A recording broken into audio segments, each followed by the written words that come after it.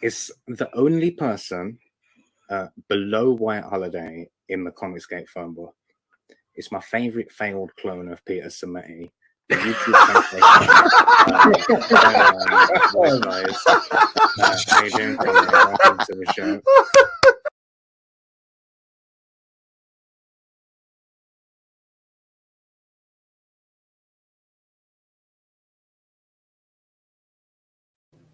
Hello, hello, hello. Welcome to WyzGyzEntertainment. This is your host, Wyman.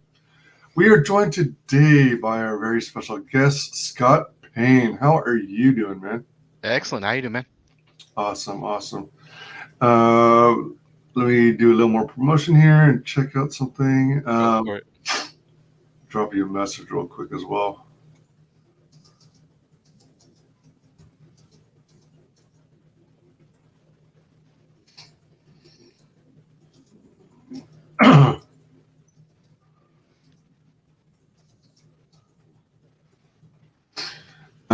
So, as is, welcome to the show. This is your first time. Mm-hmm. You're promoting the book Chaotic Flux number 3. Mm-hmm. Third issue. I'm thankful that you're allowing us the chance to get issues 1 and 2 because I think I missed out. Oh, yeah. I made a lot of new fans this time, and which feels amazing, of course, and that's that's one of the reasons why I feel it's important to, at least for this book in particular, because it is kind of, I could have done more, I guess, in the way of what kind of Marvel does with their books, where because a lot of people just jump into Marvel books. You're not gonna start from the very beginning of X-Men number 1 or Spider-Man number 1. That's way too far back. But they do it, these things like these intros where they kind of get you caught up a little bit, in a lot of ways. But and I could have done stuff like that, but I was also I just wanted to focus on just telling the story and getting it going, getting the momentum going, and just pushing it forward. So, then I was also then I just gonna have to provide the first issues for people to get, as much as I can. So yeah. Oh, for sure. Yeah. That, when you I don't, have you done a crowdfunding? Have you made a book yet? No, not yet. Well, you may not know, or you may know that when you order the books, you have to order in bulk. I mean, you can order less, but it gets more expensive the less you print. Yes. So that works to the fans' advantage, or future fans, or future backers. That I got 1,500. Well, not that many of issue 1 now. I actually sold a lot of issue 1, but you get 1,500 copies of each one made. Well, you got a little sitting around. They don't sell in the campaign. Well, you can sell those in other campaigns. And I do conventions too, and sell them that way as well. But I definitely got lots stacked up for people to get in the future. So. Oh wow, nice. So, as is customary on my channel, I like to delve a little bit into the background. The creator. I wanted to ask that you share some of your origin story, as it were. What was growing up like? What were you into, whether it be toys, comics, movies, things like that? And what were the key milestones in your life that led you to ultimately developing and releasing your own crowdfunded book? Well, I've always been, ever since a kid, a big fan of pop culture, but particularly action cartoons like Thundercats, Ninja Turtles. I was huge Ninja Turtles, and G.I. Joe, but also very much into comics early on. So Spider-Man, X-Men. I got into Batman more so in my teenage years, but still he's very important in terms of my experience with comics. I love Batman, but really a lot of it is X-Men. That really hit me a lot as a kid, and one of my favorite comic book stories is X-Men Age of Apocalypse. It's actually a big influence on Chaotic Flux itself. And then my mother pushed me in a direction to where I would absorb a lot of things early on, because she was okay with me going to Blockbuster at age 13 and renting R-rated science fiction movies. she saw how much I love them. Like I saw Alien and when I was first, pretty young, and I just totally loved that movie. And I That saw is the so second cool. one, and she and I both share a love for those films. And I started watching, and I saw Predator, and then I started getting introduced to anime. I saw Akira for the first time when I was 13. I read it from Blockbuster back in the day, and that just like totally blew my mind. And I was like, oh my god, I can't believe animation can be this phenomenal. Yeah. I was already kind of watching, I was watching Robotech because that was coming on TV at the time. But then I found Akira, and it was just like, oh my gosh! And those two are big ones for me when I was a kid: Akira and Robotech, and so then I started trying to find more anime as well, and watching those. Ninja Scroll, Ninja Scroll, that's a big one too. But and so all these things that like my mom, I was always kind of encouraged me to be creative. Like she saw that I had a drive. I want to make something like this, along these types of films and toys I was playing with and cartoon shows I was watching. She saw that I had a love for, these big, bold, epic type stories, but also dark storytelling. So she encouraged me pretty early on to pursue something in that. I remember when I was young, I told her I either want to be a comic book creator, a comic book artist, or someone that works in special effects for movies.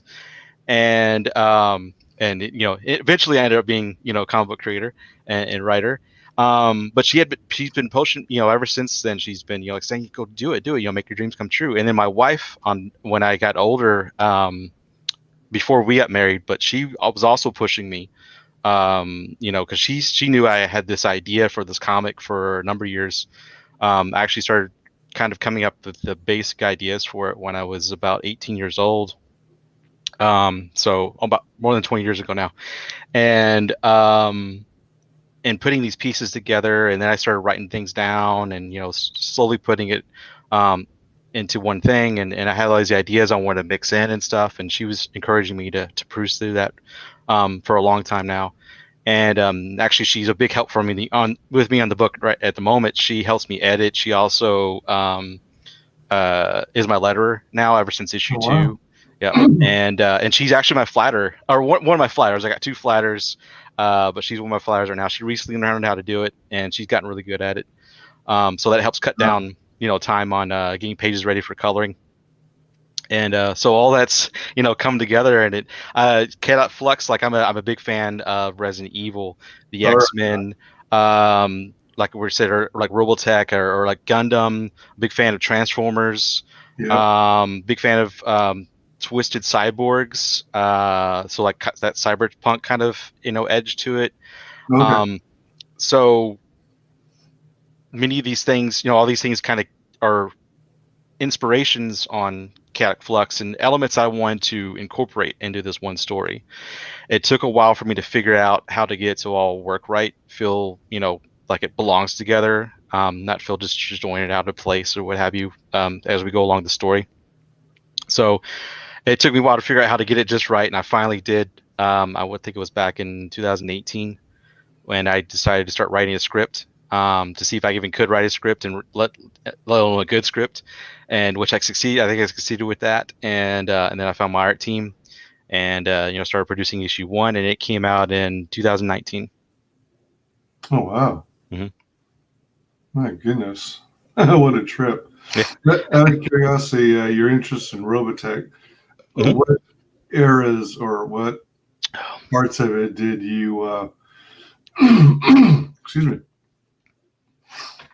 What parts of Robotech were you into? For example, were you following it in the Veritech Fighter era? Yeah. With that was I guess what they would call the Macross series. The original 1980s.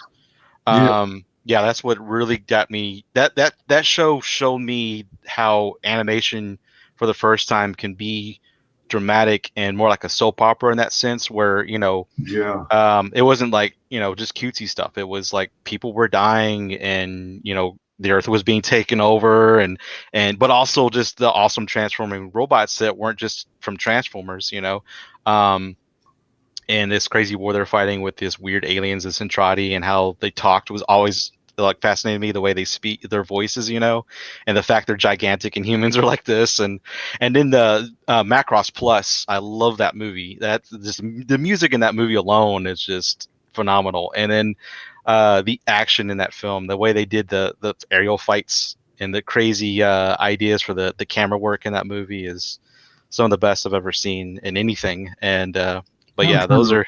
Yeah. Now I'm trying to remember. Sorry, I didn't mean to interrupt. No, it's cool.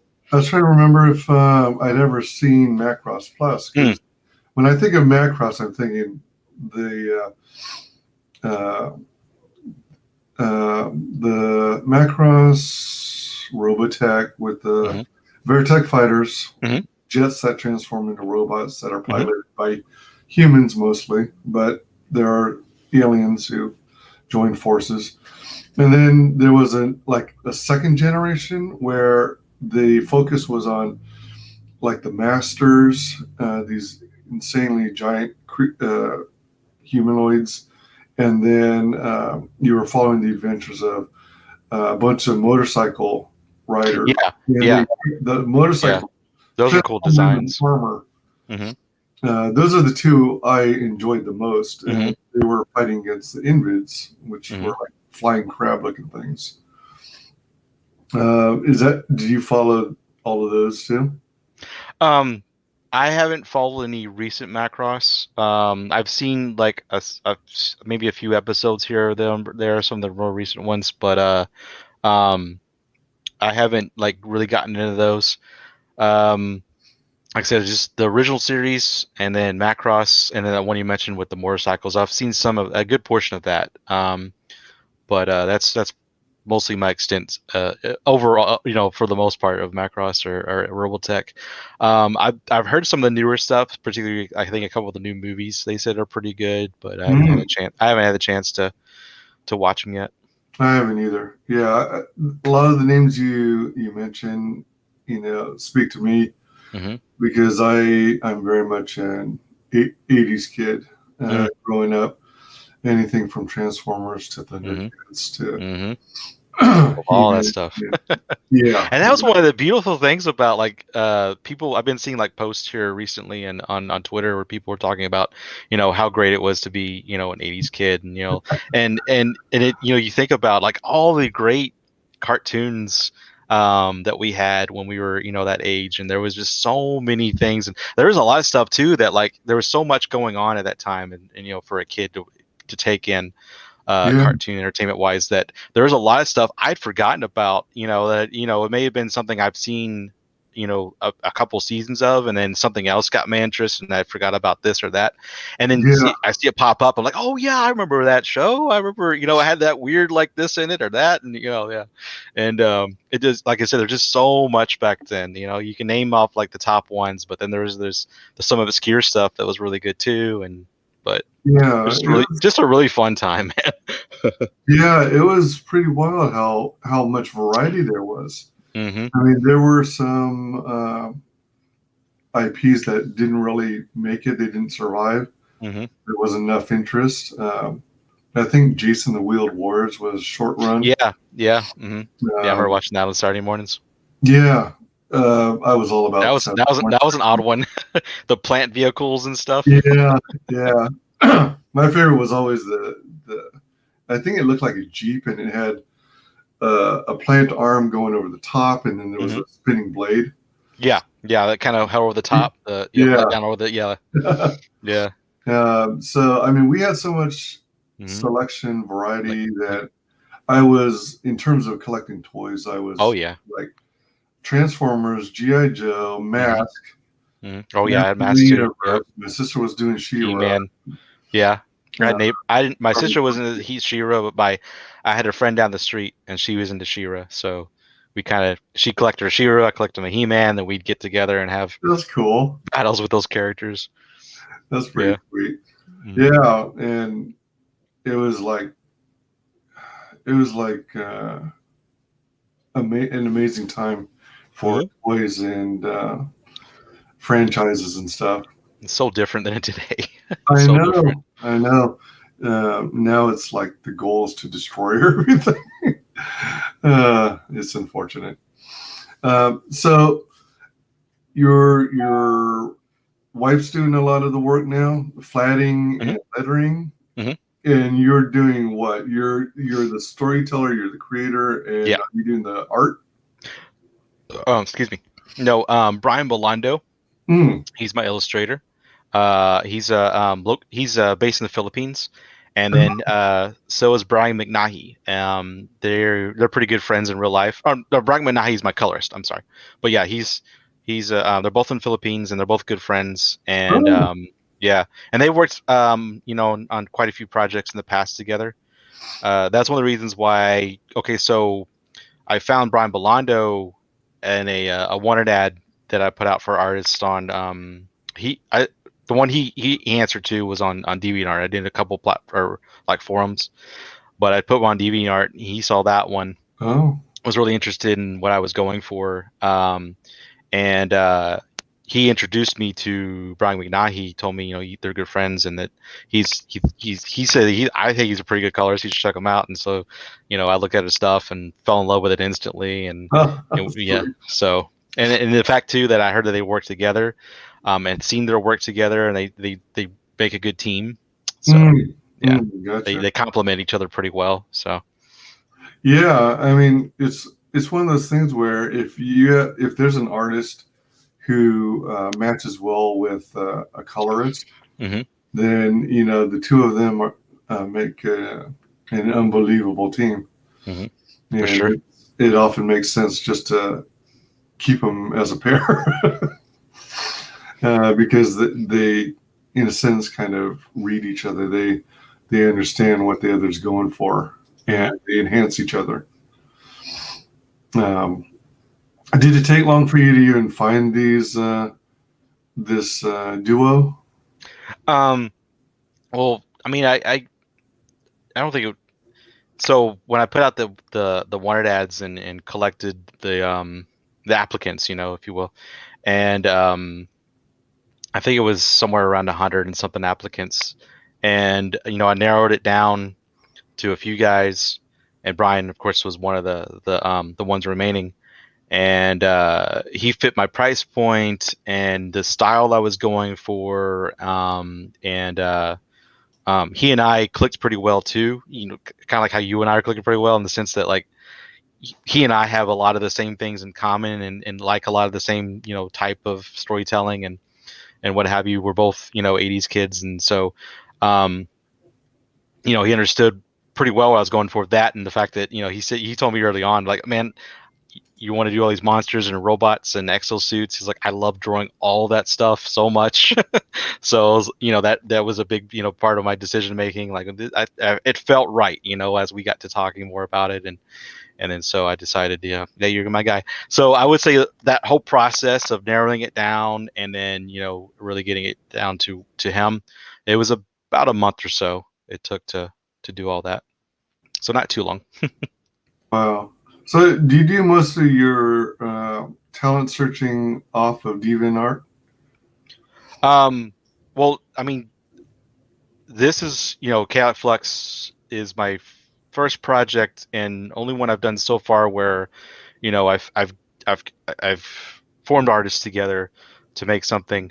I have other projects in the future I want to do, but so as far as that goes, that experience, it was like, well, I did some wanted ads on. Oh, I see what you're saying. Like, did I do other platforms with DeviantArt? Is that what you're asking? Or well, no. I mean, like some people use DeviantArt, others, well, I guess it's not as applicable. But places like Fiverr, some people use Facebook groups, right? And there are numerous ways to seek out and right, definitely. I did I think I did some Facebook groups, and I did like Freelancer, and like I said, DeviantArt. I think there was one more, but I can't remember what it was.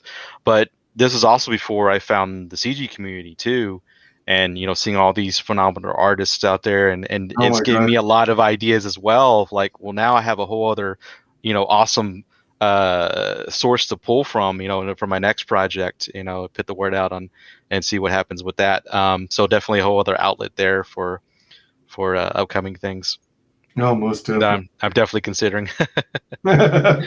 Yeah. If you hadn't checked out, there are like 3 major sites that track Confiscate projects. You've got Creator Go. You've got I'm blanking out now. Indicron. Yeah, I'm on Indicron. Confiscate.org. .org, yeah. That first one I haven't heard of. What was the name of that one again? Creator Go. Creator Go. Okay.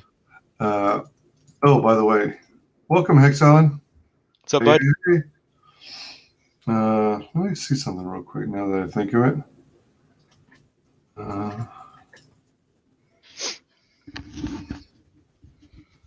And I know it's called Creator Go is also known as Comicscape Tracker.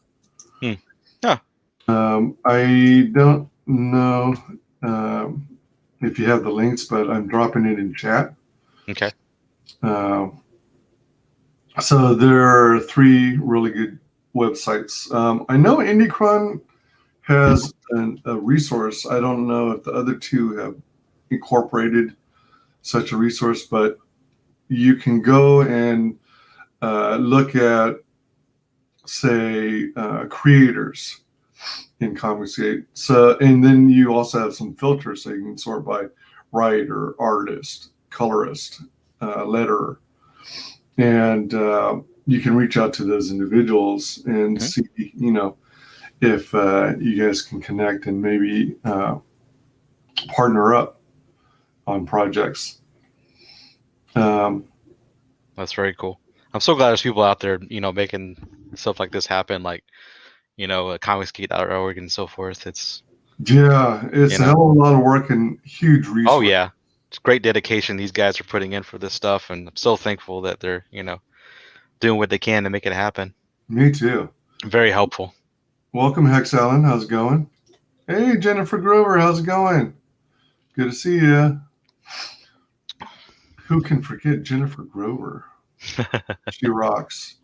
Awesome. Very, very supportive. Yeah, so let's see here. How long in the making has Chaotic Flux been overall? Like the IP, the story, and all that good stuff. I would say, well, it first started, if you want to go back as far as like when I first started thinking of basic ideas for like, because I early on I felt like I wanted to make a team comic starting out. So like I said before, I'm big on the X-Men for a number of years, ever since I was, I think, 8 or 9 was when I first discovered the X-Men. So a long time. And then when I was around 18, I was like, you know what, I really want to figure out how to make a good, original team comic. So I started, fleshing out ideas and a number of years of pulling in different elements. I had some things too as well that were going to be in there, and I decided no, we'll say that for another story or something, or it just wasn't going to work. Like at one point I was going to have kind of like crazy machines as well, more like on the, but I was like, it's too much. I already got a lot in here. So crazy machines is in like along the lines of Terminator? Yeah, kind of like that. All right. But and then so I would come up with ideas, and I'd be like, okay, I would take a break from it, and I go do other things for a long while, whatever it was, and then I started having new ideas, and then eventually I would say it was like 20 years of just slowly building, putting things together and piecing things together. So we'll say 20 years it's been getting to issue 1. Nice. What's cool is that throughout your life you've had all kinds of tremendous support from everyone, from your parents to your girlfriend, and that's really key to pushing and following your passions. And That's a trip when you said that you're more or less free to watch more mature content. Yeah, when I was a kid. Yeah. Yeah, my mom trusted me enough not to, go crazy and start blowing the place up or something. I like people. I don't even know if that stuff's true. Video games and all these things really affect kids that much, but I was fine. But I don't know. Like I said, my mom trusted me enough to go rent R-rated sci-fi at Blockbuster, and yeah, I mean, and if it definitely anything, had an impact on me as far as my creative side. yeah, and in terms of affecting you and your actions, if anything, it teaches you how to save the world, right? Definitely, definitely. And like in our era, we grew up with like Tom and Jerry and Wile E. Coyote, and it's like, did Three people, Stooges? yeah, did people actually think we were gonna go order from an Acme catalog and shoot rockets at each other? Right. Jennifer Grover says, WyzGyz, hey darling, I've missed you. Love Jenny. Miss you too, Jennifer. We ought to do a stream again sometime.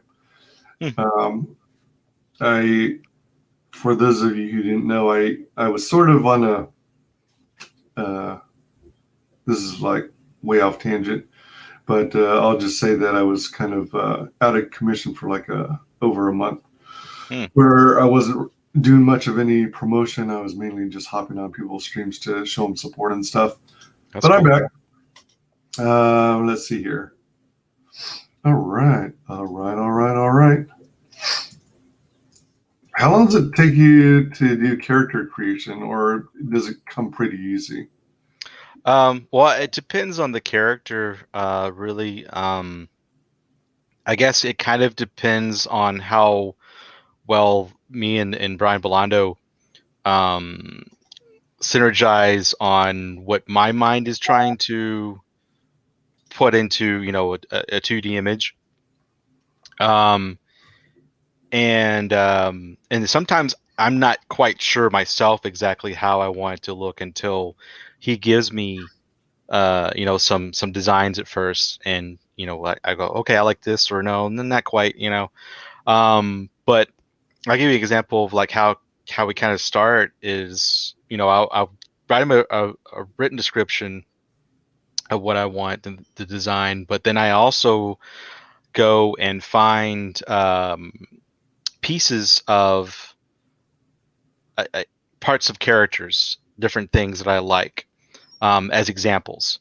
So like this shoulder on this character, shoulder armor on this character, or leg armor on this one, the head design of this one, and little details on different things, and I tell him, okay, this is what I'm going for, these designs for kind of for a head and then the arms and so forth, and then he'll kind of he'll just take it together, mix it all up, and then show me what he's got, and very often it's pretty spot on. It's early on when the design, the Dread Fiend, the basic Dread Fiend design, that took a couple of tries, but so pretty quick. It's not like I'm sitting there going through tons of designs and what have you.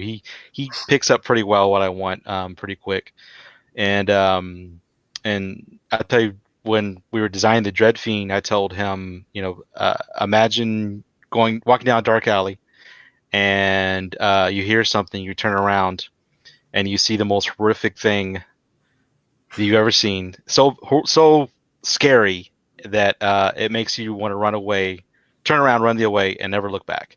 And that was a base inspiration for what I was going for the Dread Fiends, is this kind of walking nightmare mutated monster, on top of the other things I told him as well, like but that was a big part of his. I think he tells me, like, yeah, man, I'm so glad you said that, because it really helped push that design, like to just push it as far as it could, as far as how scary to get it, and again, like I said, walking nightmarish, if you will. I told him too, like, I wanted it to kind of have this inside out look to it a little bit, especially on the chest. Like it looks like the ribs are on the outside, and some of the musculature as well. And So yeah, it turned out, I think, amazing. So to a lot be of fun. clear, the image we're looking at now is the Dread Fiend, right? Yeah, this is actually a mutated version. Oh, Yeah. So this is like an upgraded version from their original form, because they are able to self-mutate. oh goodness, that's dangerous.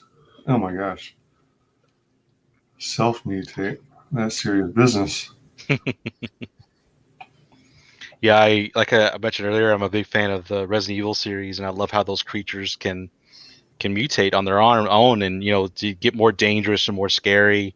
Um, so I really want to design this kind of super monsters that are along that line.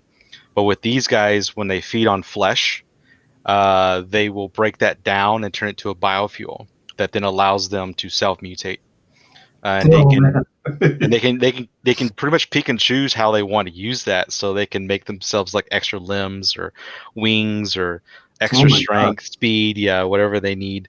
Um, so they're very adaptive in that sense, and very unpredictable.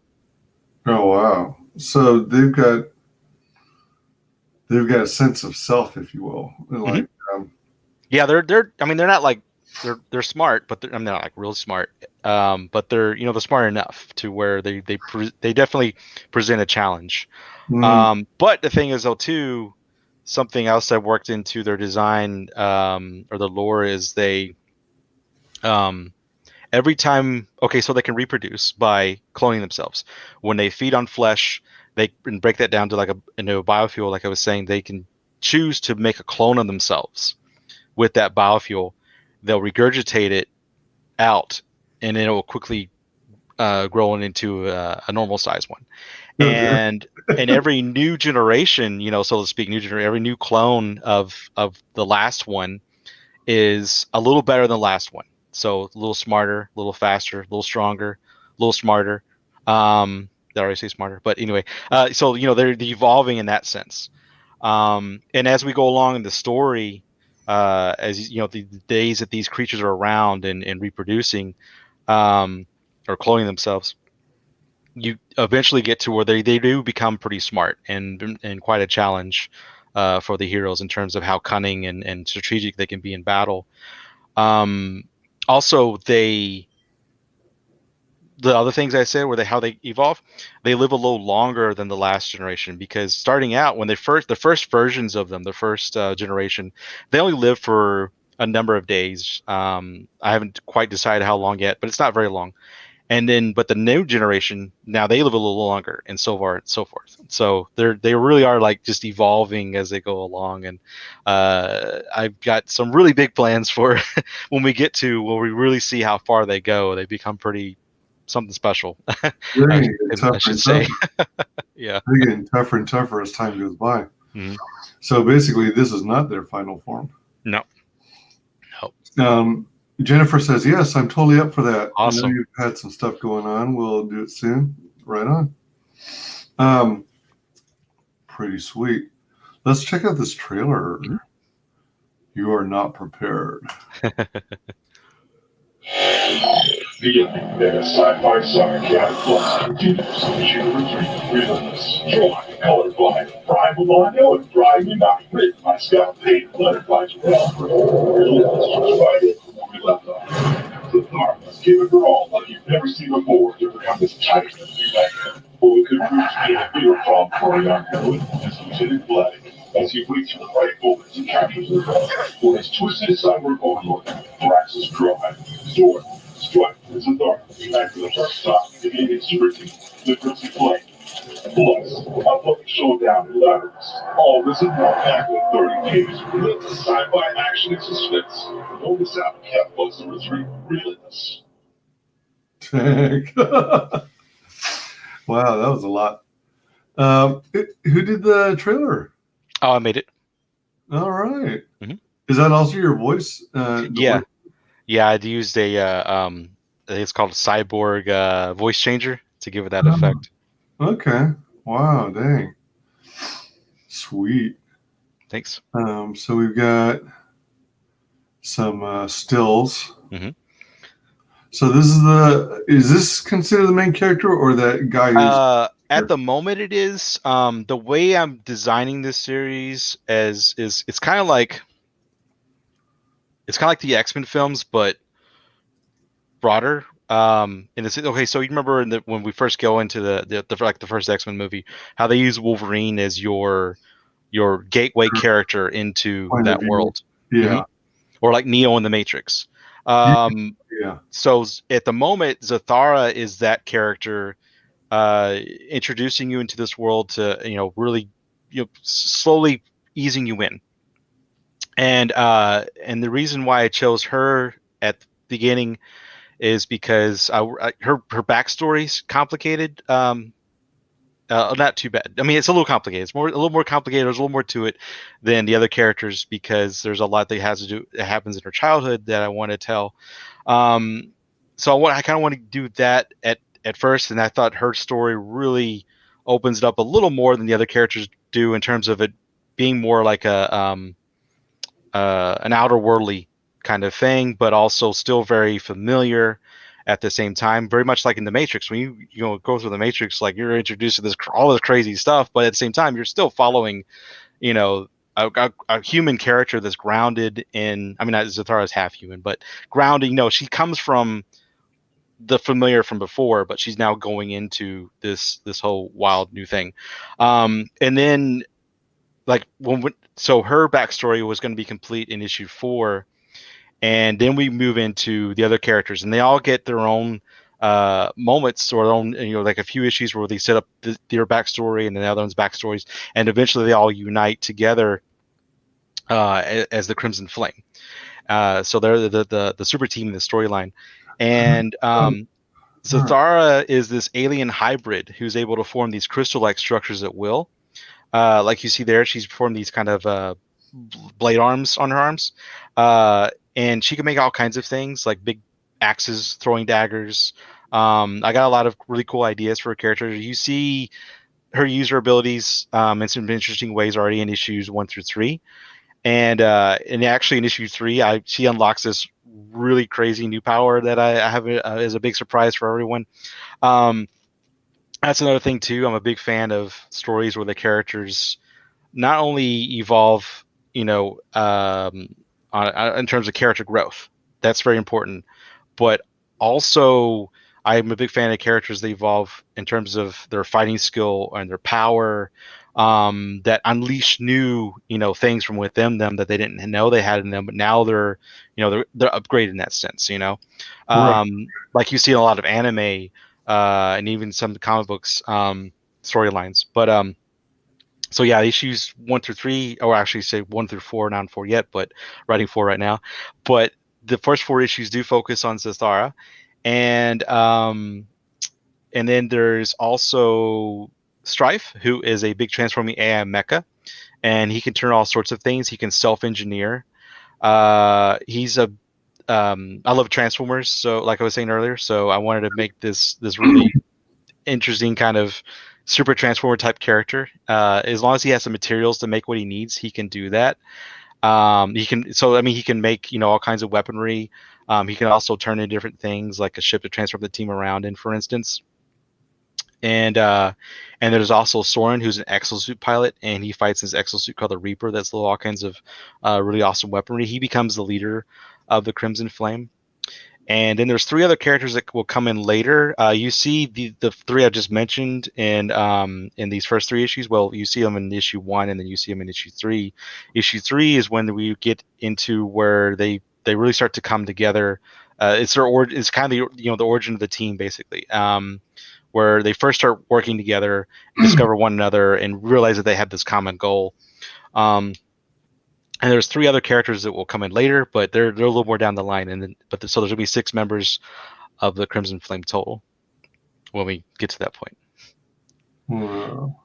Man, this sucker's big. Mm-hmm. Yeah, he's about the size of a house. So like I mentioned before, there's an original form, and he has eaten a lot of things in the course of issues 1 and 2, and then he started to mutate, and he becomes that.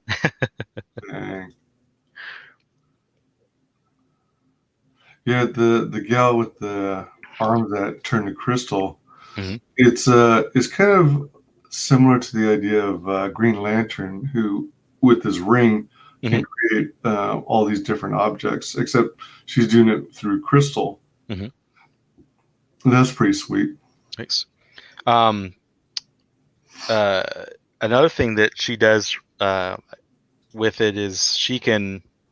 So, for instance, she can make let's say a throwing dagger, throw it at an enemy, and then she can focus, and she makes the energy from the crystal start to rapidly vibrate and then explode, and so she can turn it into like a bomb. That's a fun ability I worked into her, and you'll see her use that in quite a bit in issue 3. I had some really cool ideas or when I was writing that script for different ways she can use it, and work that all in there, and it makes for some really surprising action. Do you mean the crystal shard she ejects can be converted into a bomb? Yeah. So like I said, let's say she throws a dagger at someone, it sticks in them, and then let's say just like it just wounds them, but doesn't kill them or whatever. Then she can focus, make it explode, and turn it to a bomb. And then when let's say it stabbed them in the shoulder, and then she makes it blow up, and then their arm just falls off or gets blown off. That kind of thing. Cool. That's a cool ability. Mm-hmm. Sugar Chris, welcome. I'm glad to see you back, guys. Who else will stream for 12 hours? Welcome, Wooly. Terrier Comics. Evening, all. What's up, man? Welcome, Wooly. Missed you guys. So we got her. And I was wondering, this particular shot is almost reminiscent of Michael Bay's Transformers, where his version of Devastator sucked everything into his mouth. Oh yeah, I forgot about that. Yeah. Is this at all a throwback to that, or no? It just coincidental. Just the way, it was just the way that my artist did to give it that kind of like scare, like kind of effect. And but it is kind of like that with the blurry effect there. It does almost look like he's sucking things in, but no, that's not what's happening. And the vortex in the mouth. Right. Yeah, I have to say that I did not care for his iteration of Devastator. There's a lot of his stuff I was like, some of the comedy was just like, really? Yeah, it's real juvenile. Yep. So is this the guy who can take parts nearby? No, I don't think I have a picture of him in this row of art. You got to go down to see him, but this guy is Lieutenant Vladik, and he is the right-hand man of Thrax's Prime, who is a leader of an organization called the Order of the Purging Hand, and they've been hunting down Zathara and her kind for a number of years, ever since Zathara was a little kid about age 12. And so they were infiltrated a facility called Lateralus, where she was housed, her and the children like her, to protect them. These guys infiltrated and started taking out anyone in their way to get to the children, because they actually believe that anything not of this earth should not exist, should be wiped out. And the present time, Thrax's Prime is a cyborg now.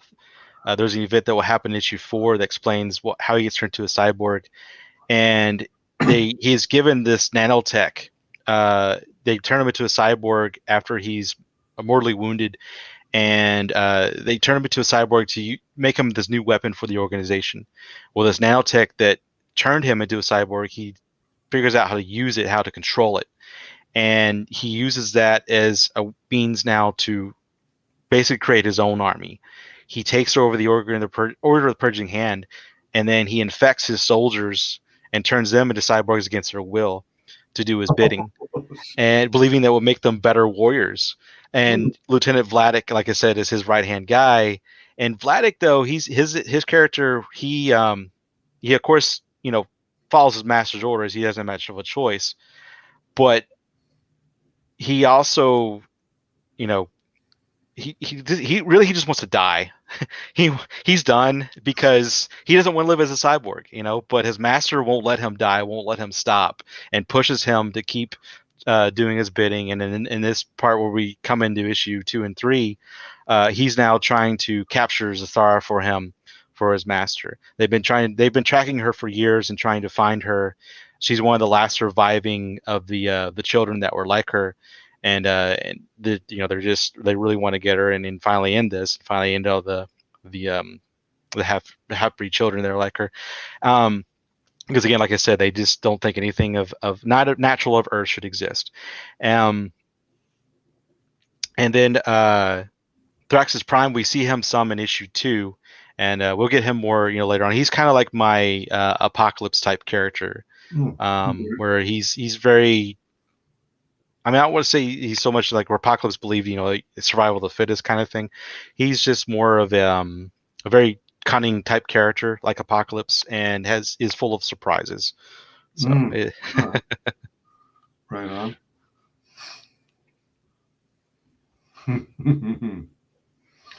I like these shots. Mm-hmm. Action, adventure. Holy moly! Actually, that last shot, that's so there's a cocoon that the creature creates to mutate, and there he is busting out of the massive cocoon that it had created. Now it's fully formed and ready to to do more damage. Oh, okay. Mm-hmm. I thought at first maybe the cocoon portion was being riddled with bullets or something as it was coming out. Cool. I like the action lines here. Thanks. Yes, that's where he's just landing after he had jumped from a far distance, and then he landed right in front of her. She was running in that direction, and then the Dread Fiend's landing right in front of her, surprising the crap out of her, and that's her falling back like, holy shit, after it landed. Yeah.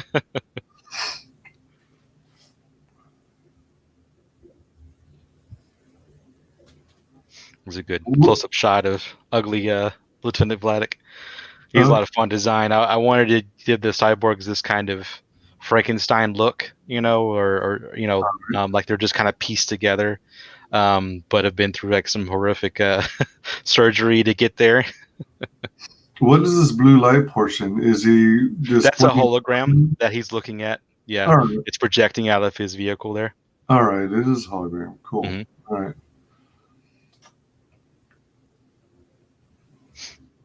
Cool. That's Soren, the exosuit pilot. His goal is to hunt down the girl, right? You're thinking of Thrax's Prime. Oh, all right. Yeah, Soren is the leader of the Crimson Flame, or will become the leader of the Crimson Flame. Yeah, so he's one of our heroes. He's been introduced in issue 1, and then you'll see him in action in this issue. But we'll get more of his backstory a little later on. Oh man, I like the controls. Mm-hmm. Thanks. Oh, there you go. There's Strife. That's the robot I was talking about. He's actually shedding some armor there to light himself so that he can go and I won't say really much, but he's about to go on a he's about to go on a mission, so he's got to drop some weight to pull it off. That's a cool looking robot. Oh, thanks. Man. It's kind of reminiscent of Appleseed. Yeah, I can see that. Yeah. That design, I can't remember. I want to say it was some random mecha model I saw online that had a lot of armor to it. Oh, okay. And I really liked that, that kind of look, because he's a military-made mecha that's designed to protect humanity, but he's made to handle a lot of heavy battle and stuff.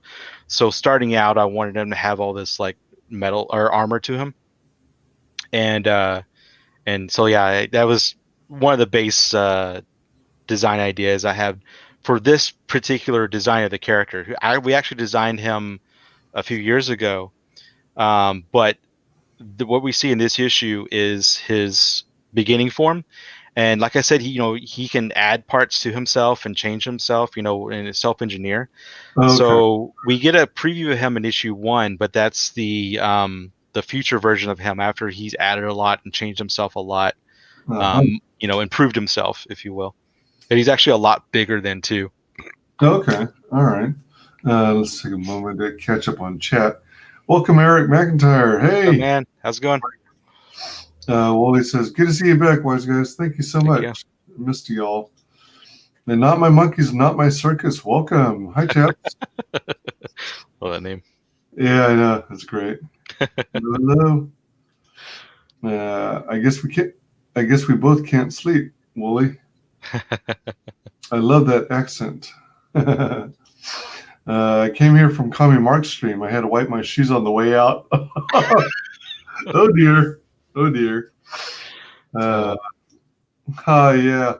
I'm sipping on some Port Charlotte single malt. I'll be nodding off soon. Nice. That sounds good, actually. Mm-hmm. Nice smoky notes. I'm on a Shiraz myself. All right. Shiraz are pretty good. Everyone's chilling. Yeah, it's lovely stuff. My new favorite malt. Oh, cool. Wow. I like a nice glass of Shiraz. Everyone, Chaotic Flux number 3, Relentless. And you have the opportunity to also still get issues 1 and 2. Mm-hmm. It is in demand, so back it while you can. If you've already backed it, back it again. Back it once, back it twice, back it 3 times a lady. And thank you for everyone that has. Yeah, right now we're working on the first stretch goal, and which will be at 6,000. And once we hit that, it unlocks a trading card of Strife there. Ooh. Nice. Yes, and everyone who backs it on the physical level will get that trading card. Did you ever get into Gundam? Oh yeah, I actually build the models as well. Oh, all right. Mm-hmm. So when you were talking about how he can be quite sizable, especially with all his armor and fully geared. Mm-hmm. I always think back to Gundam because you check out some of those model kits and the cartoons and whatnot, and you literally have armor piled on armor piled on armor. It's so insanely crazy, but it looks so cool. Mm-hmm. Especially those bigger kits, man. Like there's what's that one? Stardust Memory. You remember that one? And I'm not familiar with the. Near the end of that one, he's the main, the Gundam in that one, the hero Gundam. Because there's actually 2 Gundams in that one. There's a villainous one, and there's because they steal a Gundam from the military that shoots nuclear warheads. So then they start using that and blowing the shit up. Well, the good guy, I can't remember his name, but the hero Gundam, he start through the series he's trying to stop him, but at the end, his full on build or whatever, it's this crazy ship that he plugs into with this giant cannon on the front and all these multiple warheads that open up on the side and show these missiles out, and it has these giant boosters in the back. If you get the model, I think it's $300 or $400, and it's gigantic. You can't. It's I want to say it's probably 2 or 3 feet long or something like that. It's crazy. Yeah. And it's funny too because it's not even the full scale. That's not the 1/100 scale because it's so big. I don't know if they've ever made the 1/100 scale. But if you get that kit, it comes with a small version of the actual Gundam because it's so big. Yeah, then you plug them into that. That's hilarious. Oh my gosh. That is so huge.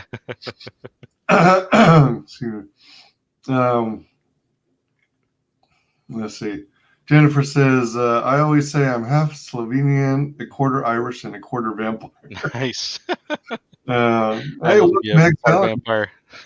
Hexalon Comics is seeing his hellos. Jennifer says, looks like a great book. Thank you. Oh, all right. Yeah. Hexalon has to step away for a moment. He's a busy man. Let's see here. Yeah, thanks for dropping the links. Thanks, buddy. Pick up Chaotic Flux number 3, Relentless. I'm more of a space side guy, to be honest. The quarter vampire makes all the difference. Yeah, absolutely. Spread the word on Ailsa Dark, Werewolves, and Bambots, the full saga. Heck yeah. Wow. Some good books. Some very good books. Let me see here. Oh my gosh. That's pretty funny. Everyone in my chat are mods already. Oh, really? Yeah. Awesome. Let's see here. You're next on my list, Wooly. The good list, fret not. Oh man, yeah. So that's a cool looking bot. Let's see here. More action shots. Nice, nice. Yeah, so it looks like your artist is good at humans and robots and mechs. Wow. Holy moly. The size difference. Mm-hmm. Whoa. And she's literally scaling the monster. Uh-huh. Whoa, what a trip. Yeah, part of this fight I designed is a kind of boss battle like you'd see in a video game. Yeah. Where she has to scale the monster to find his weak spots.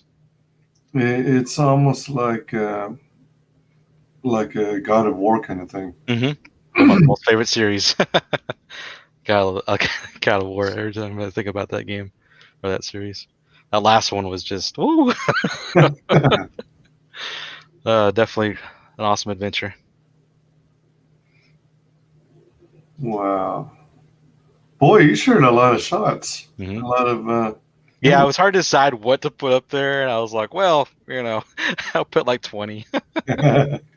Wow. At least there's a nice variety. Mm-hmm. So you're at 4301, 91 backers. Excuse me. Out of curiosity, what was your funding goal? 4,000. All right, cool deal. And this is your third campaign total on Indiegogo. What comprises the $4,000? Is it predominantly shipping and well, obviously the cost of printing, and then you've also got your hired talent, the artist and the colorist. Then of course you're paying your girlfriend for the flats and the lettering. I don't pay her nothing. I pay her in love. There you go. What she's more than appreciative for.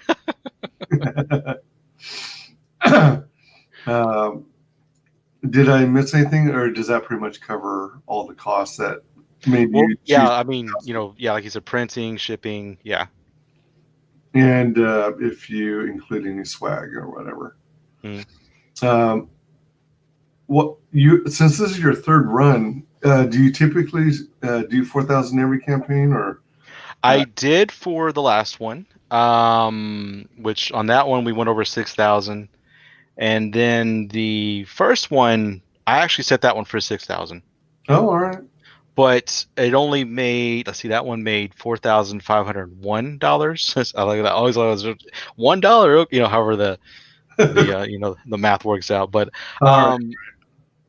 I also, doing that campaign, I didn't I didn't discover CG until halfway through it, and probably most likely if I discovered it near the beginning or right at the beginning, or it was already in CG, it definitely would have hit the mark. But like I said, it was like halfway through I discovered CG. After I did discover CG and started meeting all these great people and doing shows, then that's when it really started to climb. But like I said, we couldn't get it in demand, but it still pretty. I thought it was still pretty good that it raised 4,000 something for the first run or first book. And then like now that ever since the beginning of issue 2 and funding that one, I was doing shows and meeting more great people and getting the word out a much easier than the first round. So.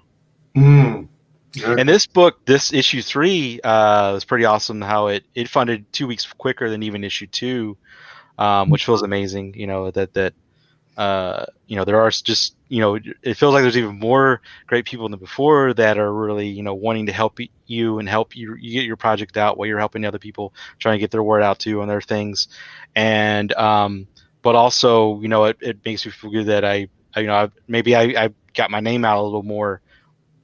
Was able to, people remember me, after that last campaign, still pretty well enough to, make it fun a little quicker than the last one. So. Yeah. And now that you have a couple campaigns under your belt, and you, I presume, successfully fulfilled number 2. Yes. Yeah. Oh yeah. So what I've been doing ever since the first issue is, regardless of hitting the campaign goal, everything gets made, everything goes out to the backers. And like I said, this one, the last campaign, they did fund. So, that doesn't matter. But the first one, like I said, it didn't hit it, but I still fulfilled. And another thing too about the way we've been doing the books is I don't start doing the campaigns until we're at least halfway done with the book, the production of the book. Right. So that comes out to when we reach the end of the campaign, or a little after the campaign, the book will be done and getting printed, and then fulfillment happens shortly after that. In the case of this book, right now we're looking at the things are still looking great for it to get finished here in the next couple weeks, and then it's off the printer and everything will start shipping out in late May. If not, by golly. Yep. So if you get the book, you do not have long to wait. Now, anything can happen as well. I mean, it may be even like early June, but that's still really good. But like I said, right now, it's looking really, really good that it's going to be late May that it starts shipping out. Wow, that's pretty sweet. That's like just around the corner. Jennifer says, "Darling, if you saw me, you would be like, okay, yeah, she really is a quarter vampire." Awesome. Wooly says that I find that as I get older, I like my malts smokier. Your tastes are becoming more refined. No, Wooly says rocks. We are the mods. We are the mods. We are the mods. One for the Who fans out there. Jennifer says, "I am your wench with a wrench." That's good. Not my monkeys, not my circus says, "If I go beyond an Ardmore or a Highland Park, I have to think twice. Maybe my palate is not educated enough." Well, it sounds like it's more educated than mine because I rarely drink booze and alcohol. All right. And excuse me, I was meaning to ask if you had been comparing the progress of campaign 3 versus 2 and 1 and seeing the difference in how fast you get funded versus, the clip at which you're getting backers and things like that. Yeah, this one funded 2 weeks faster than issue 2, which feels amazing. And I mean, right now we're hit. It's funny. I don't understand Indiegogo's backer count because it's more like 94. I don't understand why on the live page it says 91. It did that with the last campaign too. I'm like, what? Anyway, I don't know how that works. What? But comparing, like, I think it's about the same as far as number of backers at this funding point for the last one. So it's time to surpass that. Yep. Hoping to get 100 pretty soon, but we'll see. From my understanding, the backer count on the back end, the office side or admin side, increases for every backing attempt. So if someone backs but it fails, either the transaction failed in the process in the middle of it, or the bank rejects the payment, for an international backing, it still increments by 1. And or if someone refunds, well, actually, hold on. Maybe it doesn't apply if it refunds, it should detract, or it should drop by 1, I guess. All right, well, ignore that part. It's mainly like any failed attempts, also any failed backing attempts still register. So, like, let's say I want to back your book. I get to the transaction portion. I agree. I want this and that tier. I finalize it, and then it says something to the effect, "Congratulations! Thanks for helping support this worthy campaign." If on the face value, it makes it look like you successfully backed it. But there are some cases, for whatever reason, whether it be the bank rejects it or some glitch in the system, if you don't take the extra step and double check yourself and click backing details or something to that effect to verify what it is you backed, then you might miss the fact that it'll sometimes say order failed or whatever.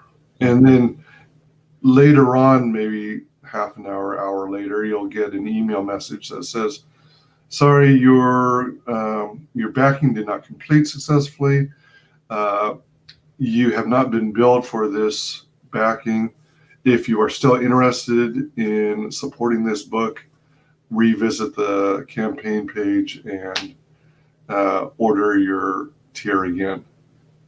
But it'll still register on the admin side as having been an additional backer, if that makes sense. Yeah. It's I know there was like this kind of some cases holding in place before, like you said, it's verified and it's made official, whatever, depending on the bank and or credit card or whatever it is they use. And then, if you're also the type of person who's into, watching the numbers closely and the number of backers versus the amounts, sometimes you'll see the backer count increase, but you won't see the total amount reflected until a little bit later due to that delay or synchronization. Let's see here. Oops. Not My Monkey says, "I only drink booze." Wally responds, "Haha, good booze though. Always. I always put less water in smokier malts. Sometimes the dilution can make all the difference." Yeah, I suppose so. That makes sense. Although, I thought with malts you don't even add water. Or is that water via ice cubes melting? I don't know. Booze, arm wrestling, and comics, in that order. There you go. Oil life. I guess we were talking about 40% to add the water. Oh, cask strength. Hey, welcome, Dojo Kun Comics. Hail. Yeah, I usually go 2 parts booze, 1 part water. All right, pay attention, Scott, because you're making some booze. Hello. Check out Chaotic Flux number 3, Relentless. As mentioned earlier, you'll have an opportunity to get issues 1 and 2 through this campaign. Back it if you're able to. Otherwise, definitely share it on your social media. Let's get some more eyeballs on it. Back it once. If you've already backed it, back it again. Back it once, back it twice, back it 3 times a lady. Not My Monkey says water can release lots of flavor in higher strength whiskey. Had no idea. Fascinating. Well, he says Chaotic Flux is a great looking campaign. Thank you. Yeah, it looks like it's some good stuff. At whiskey. Let's see here. Get one to continuing the journey. Let me see here. What's strange is, I swear 4301. Let me refresh this. I think I'm missing a button. Oh, you went from 4301 to 4363. Awesome. Thank you. Sweet. I don't get it. I don't remember. Did I back it already? Usually there's a back it button, but I'm not seeing it. Oh, maybe it's because it's in demand. I thought Maybe. still. I'm not sure. How strange. All right. Anyway, let's see. So chaotic Flux number 3 is 30 pages long. And basically it centers on a group of unique heroes who unite in the future to rid the world of dread fiends, flesh-devouring mutant abominations. The heroes form a group called the Crimson Flame and become humanity's last hope of survival. Epic saga continues right here and now. Holy crap, that's a beefed up mech. Yeah, that's like, that's what Strife looks like in later on in the series. Wow. All right. Like SharpAge is the name of your company? All right, nice. How did you come up with it? I just was throwing around ideas for names. And it was between that and another one. I can't remember what the other one was now. It was so long ago. But I just settled that one. I thought it sounded pretty cool. And also another thing that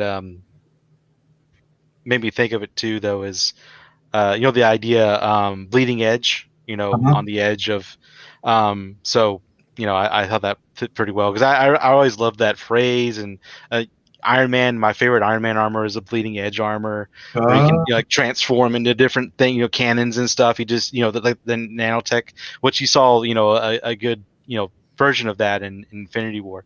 Yeah. But I love that suit and that design, and the idea of bleeding edge, I thought was very cool because it means cutting edge technology. But the way I think of it too, you can put it in the sense of cutting edge comics, so and I really want with my brand, I'm trying to produce groundbreaking, really original IPs. So I thought it was perfect in that sense, cutting edge comic books, that giving you something you haven't quite seen before, and pushing the limits of what comic books can be. Not My Monkeys is asking, Wooly, did you ever look at the Ralphie.com channel? Dojo Kun Comics. I backed the catch-up tier, I think. I know I backed, but it was about 13 campaigns ago. Nice. Thank you, though. Thank you. Yeah, I think I remember seeing his name on the. If he uses, I think he used the dojo name on his profile. Yeah. Good looking cover, and I love this weapon. Oh my gosh. Thanks. While she has it in this form, can she slide her arm up and down at will? No, it's all one. Yeah, but she can still move her wrists, but it is just one solid thing at the moment. Okay. And now she can weaken the crystal if she wanted to take her hand out, but when she forms it, basically it's all comes out of her hand and then forms into whatever it is. Yeah. Okay. All right. I was wondering because if she could slide it, then she could use the momentum to make this swing harder. Right. I think. Right. Oh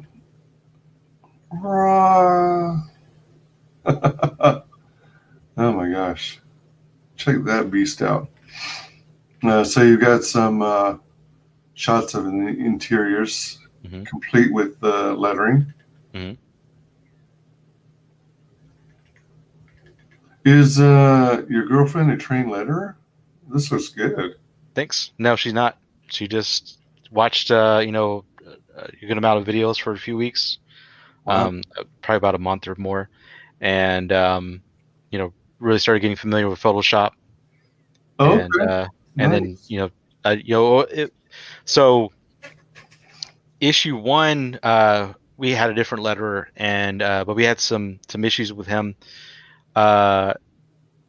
So I started looking at maybe getting another letterer, but then my wife was like, looking at it more, and she started watching some videos and kind of learning about it when I didn't know she was doing research. And then she approached me one day, and she was like, I think I can letter for you. And I was like, really? She said, yeah, I'm getting it pretty well, and I like the process.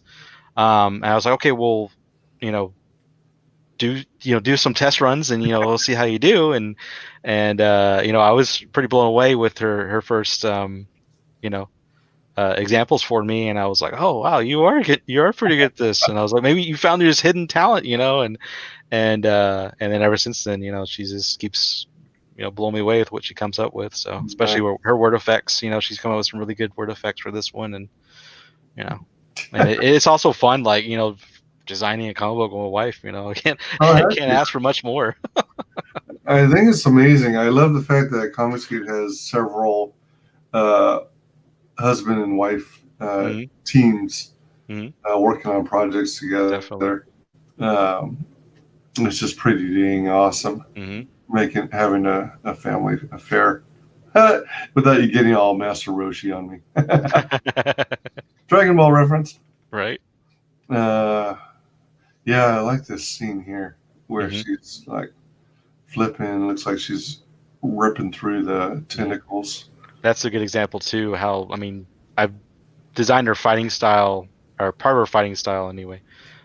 When she's an adult, and really coming into herself as a warrior, that she can become this kind of living weapon. And so you see there, she's turned her arms and her legs into blades, and then she's spinning like a giant blade, and everything in its path just getting ripped up. Yeah, and it looks like initially she starts off using her crystal ability to form a solid base to keep herself standing. Oh, but yeah, but actually what's happened there, she's made her legs into spikes, so she can use that to keep Oh, herself from falling off the okay. creature as she's climbing up it, and if it, as it's like fighting to get her off and stuff. Yeah. Like Well, also causing the creature horrible pain.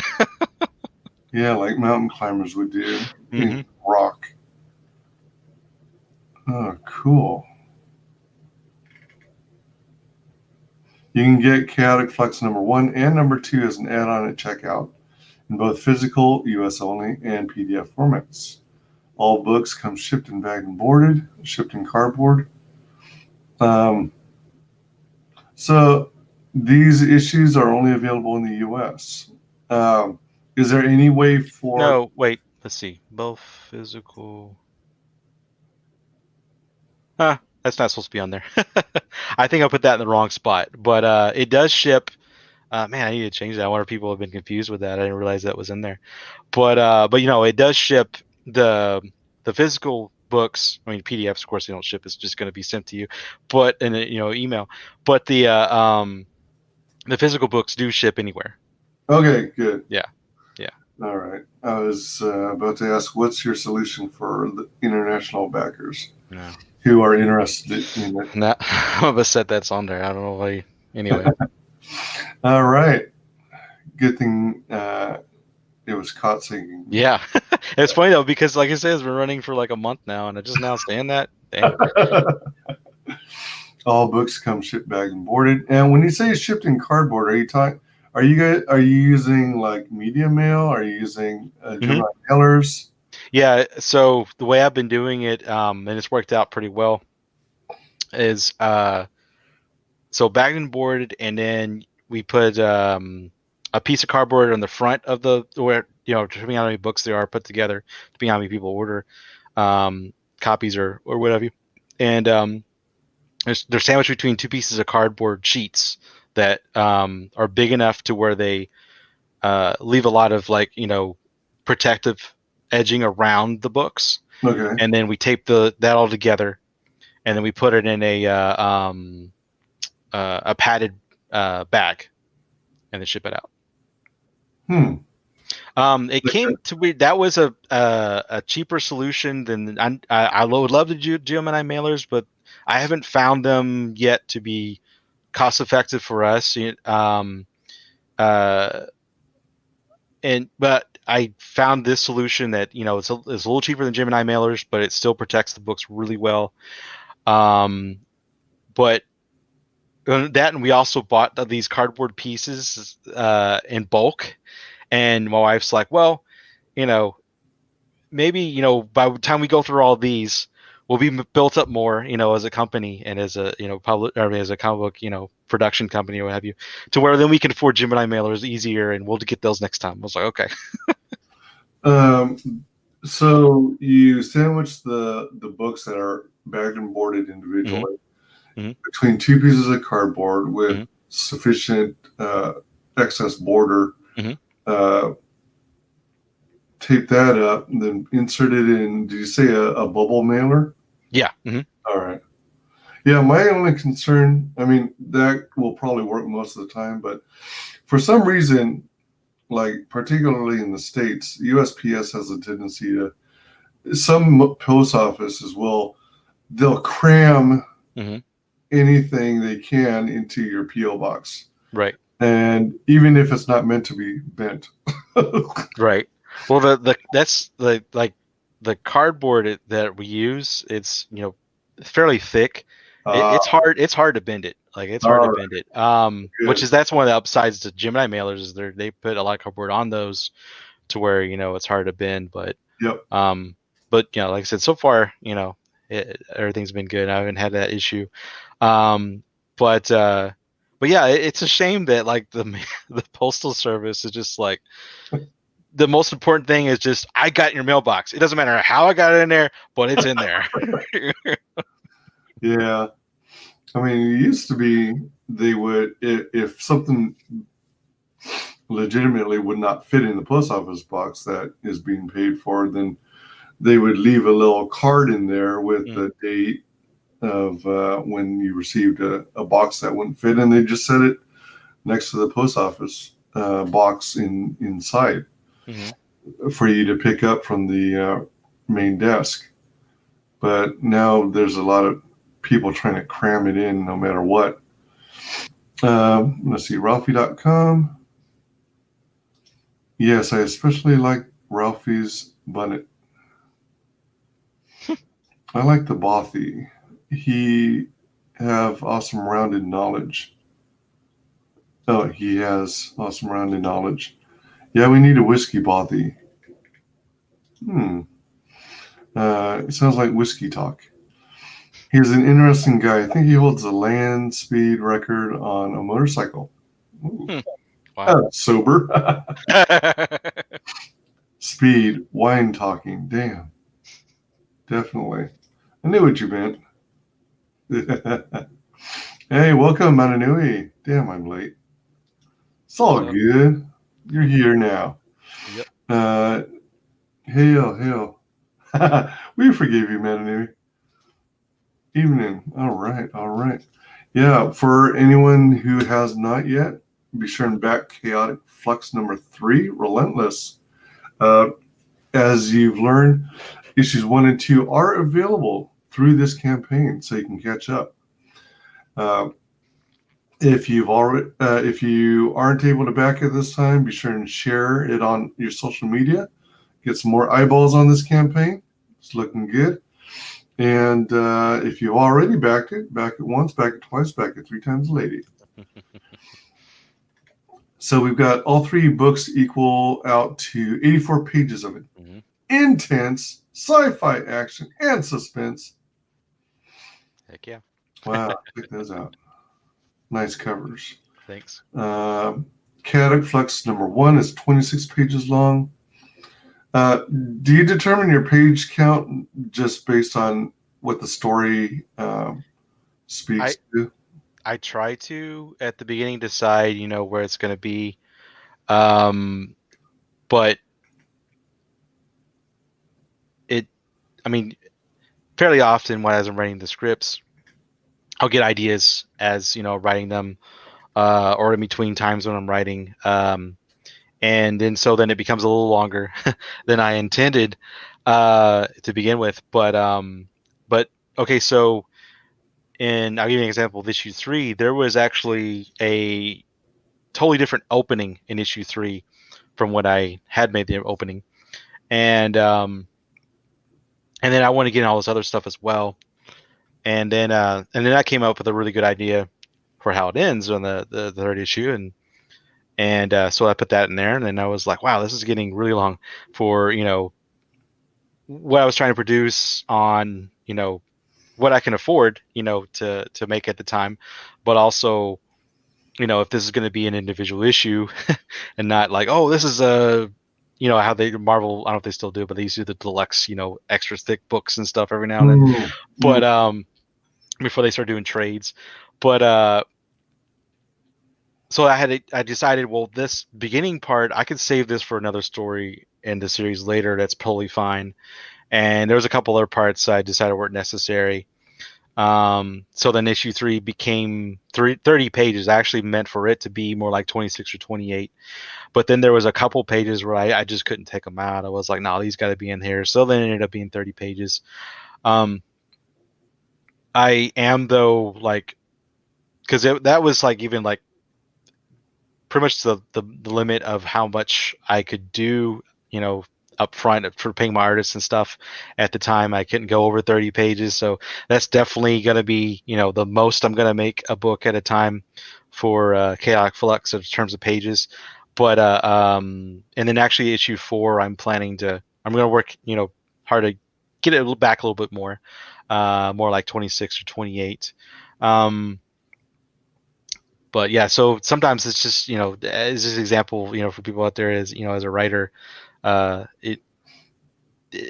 guess part of it too is kind of like, I guess you could have like really disciplined, like control of like, okay, this is what's going to be there and that's it, but in the case of myself, like there's just some stuff that as I'm writing, I'm like, it's too good to leave out. I had to put it in there, So as much as I probably shouldn't because of how much the cost is going to push up the cost, I was like, so. This property, do you envision this as being a finite number of issues to complete all the story arcs and the story as a whole, or is it intended to be an ongoing, continuing series? I do have the intention of making it pretty long. It's in my mind, it's as long as 50 issues. Could be a little less than that, but it could definitely go as long as 50 issues. I've got just so much backstory I want to get in for each of the main characters, and there's some interesting side characters I have planned coming, and there's important character growth moments and surprises and big action moments that I have planned, big battles, big dramatic situations. So, and I want to leave out as much as possible. I really want to get it all in there. So yeah, it's going to be a while for how long it's going to be. But I don't know. That's the thing too. Like when I started designing this series, well, not really started designing, but later, before I decided to sit down and start making it, I all these ideas were coming to me for these story elements and this story element. That even then I was like, this book's gonna be pretty long. It won't be just At first I was thinking, that's something I was thinking about at first as well. Like, well, how long is this gonna be? Can I make it 10 issues or something like that? And then like I said, there's just too much great stuff that it's going to definitely be,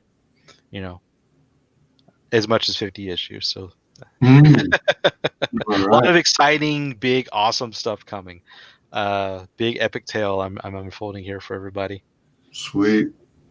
Back and or share Chaotic Flux and smash that like for WyzGyz. Thank you. Heck yeah.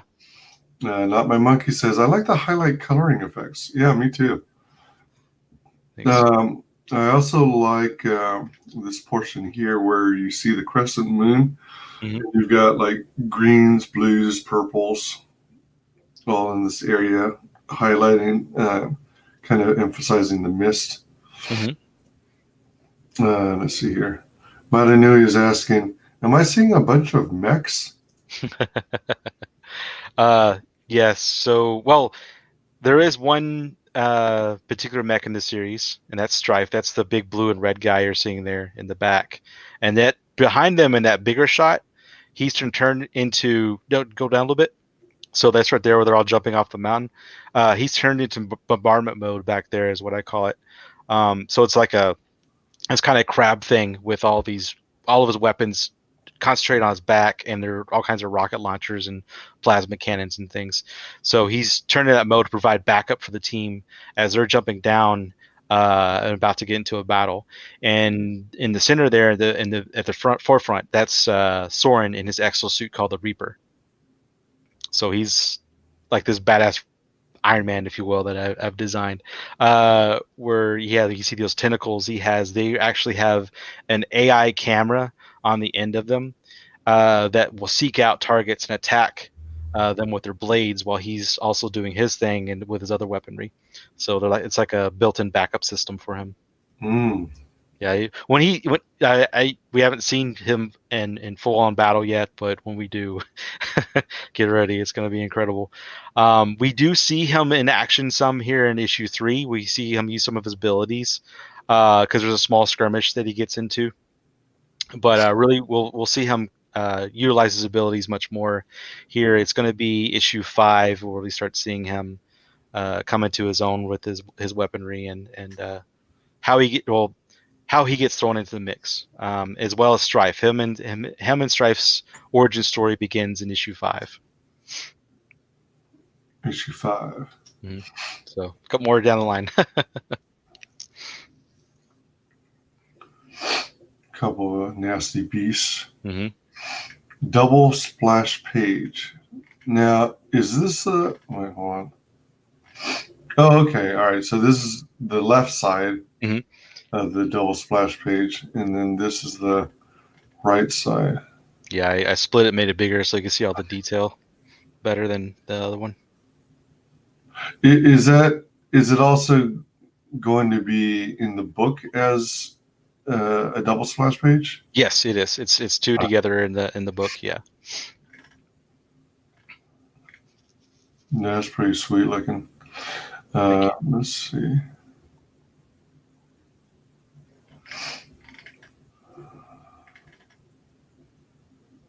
Yeah, there's a whole lot of interiors. Let's see. Chaotic Flux number 2 is 28 pages long. Oh, all right. So it's like you have a header for Chaotic Flux number 1. You show some interiors. Now you got the header for Chaotic Flux number 2, and you're showing some interiors. Man, that's pretty sweet. That's a good angle. So that's a good shot of young Zathara. Like I was saying earlier, that we get into her backstory when she was a child, and she's in that military facility called Ladderlist, and these over the purging hand soldiers are hunting her kind down. But that's a good shot of her after she took out one of the soldiers. Wow.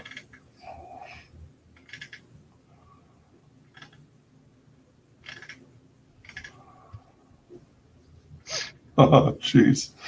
Go to sharpagecomics.com to see lots more on Chaotic Flux 1 and 2, including more preview pages. I hope we don't have too much more on there because you don't want to spoil anything. Yeah, I think so. Issue 1, I put 10 pages on that. Dang. Issue 2. Actually, I think that one's around close to that too. I can't remember exactly how many pages I put on there for that one, and then there's the 5 pages that you saw above for issue 3 on there as well now. Not My Monkey says the colors are quite unusual, but very nice. Thank you. Include more preview pages, main characters, and I mean, if your books are averaging 26 to 30, 32 pages, then sharing up to 10 to 12 pages, that's showing a huge chunk of the story, I think. Yeah. Yeah, I kind of debated that early on how many pages I was going to show, and at first it was going to be like 5, and then I was like, I really want to show a couple more pages, and it just eventually it grew to 10, and but I think it's worked out pretty well. It's definitely I mean it's built interest and love for the book so far. So Well, that's good. I mean, without giving too much away, still I think because the big climax, of course, is still in that second half, and the so far every issue's had a cliffhanger ending. So I'm not saying every issue will, but so far it's everyone's had a pretty good cliffhanger ending there to entice you to come back for more. Yeah, I mean, if it works, it works, and Mhm. that's good. I would just be concerned about spoilers, and I mean, I think you might be able to get away with 3 interior pages, 3 solid interior pages of book 1, and 3 pages of book 2. But totally up to you. Then you describe some background. And let's see here. Been working on it for 20 years. Yep. Your story checks out. Let's see. Rest of the creative team. Then you break it down. Brian Belando, colorist Brian Magne. McNahy. Yeah, it's not usual name, but yeah. McNahy. Yeah, I think it's McNahy. McNahy. Yeah. Nahe. So the Y sounds like an H. Mm-hmm. Interesting. Letterer Janelle Murphy. All right. Let's see here. Then we've got additional perks. The metallic. Oh wow, metallic cover. Mm-hmm. Original edition. Option available in select packages. Ships worldwide in select perk packages. Metallic cover original edition. Metallic cover virgin edition. Oh, all right. So you got a virgin as well. Just the cover art. Yeah, so no branding, no lettering, no logos. Mm-hmm. Option available in select packages. Ships worldwide in select perk packages. And then what do we have here? Metallic cover virgin. Oh, line art. Mm-hmm. That's gonna have, so it's be a line art with a silver background behind it. Background. Mm-hmm. Oh. But also the metallics, all 3 of them, they'll have an iridescent effect. So when you move them in the light, they'll change color. They'll do this like kind of rainbow effect. Yeah, it looks pretty cool. I was about to say, well, that sounds trippy. Mm-hmm. Line art with silver iridescent background. Available in select packages. Ships worldwide. Apparel items shipped to U.S. only. So apparel is U.S. only? Yeah. Shipping really started shooting up outside of the U.S. when we were trying to get all this into the packaging. And we're like, well, it's either make them pay a lot of money for shipping or just don't offer them for international. Is it one of those cases where, excuse me, you're having a company make them and then ship them to you, and then you're responsible for shipping them out? Mm-hmm. Or is it like a print on demand where, regardless of where their warehouses are located, they'll print on demand the cheapest way? I'm having someone make them for us, and then I ship them out. Oh, okay, all right. Mm-hmm. So, all right, let's see. Includes perk packages containing them. So let's say you get a book and you get, let's say you get a couple books, the original cover and the variant cover, mm-hmm. or actually the virgin cover, and you want a hat as well. Mm-hmm. Are all 3 being packaged together?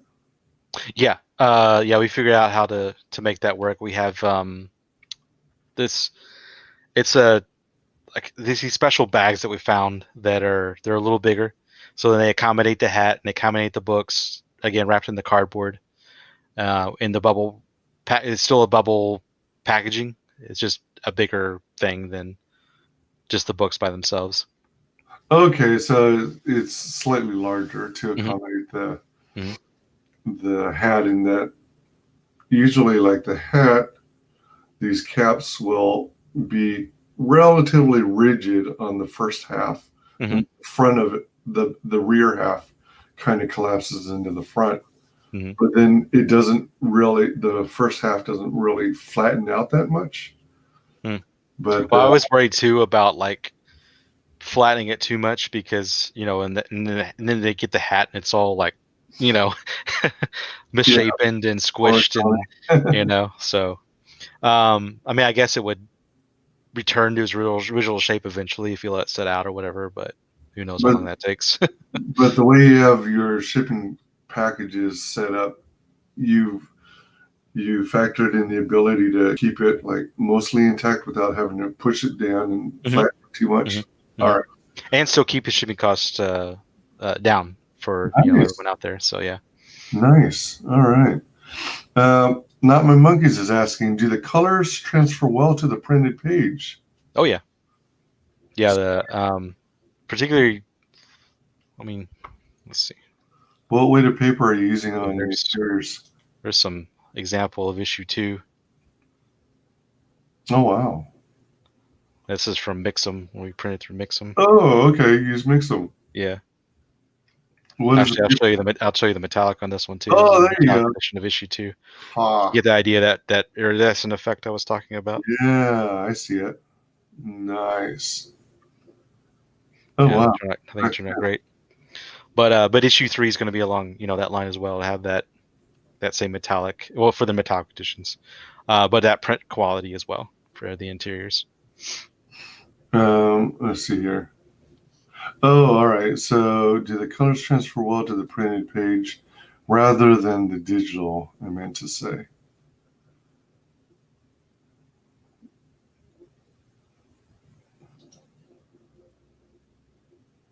Colors transferring well to the printed page. Yeah.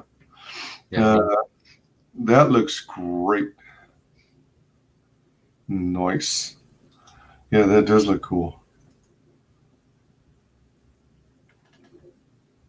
Chaotic Flux snapback baseball hat featuring artwork from Chaotic Flux #1 of Soren in his Reaper exosuit. Ships in US only, available in select packages, and as an add-on item before checkout. Mm-hmm. Yeah, so any of the apparel items you can add on if you'd like. Issue 1 and 2 as well you can add on. So I gave these options, you know, so you can basically customize a little bit what you would like to order. And issue 3 or issue 1 you kind of mentioned earlier, and issue 1 through 3 is now available as you can get all 3 either digital, and then you can get them all 3 physical, either signed or unsigned.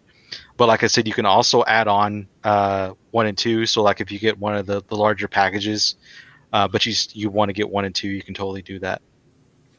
Or if you want the hat or the mask, there's also, we'll get to it in a minute, but there's t-shirts. And also if you want to just get, for instance, issue 1 or issue 3 by itself, and well, you know, just get issue 3, but let's say you want the hat as well, you can totally do that and just add that on. It's not just locked in a higher tier or whatever to get the hat. You can just get the shirt or the mask or get all 3 or whatever you like to do. All right, so they're available as add-ons. That's good. Mm-hmm. That's important. It's good to take advantage of the add-ons feature. Yeah, a lot of times I had the problem with the second campaign because I had some add-ons for it, particularly. Well, the only add-ons I had was issue 1, either digital or non-digital in that campaign. But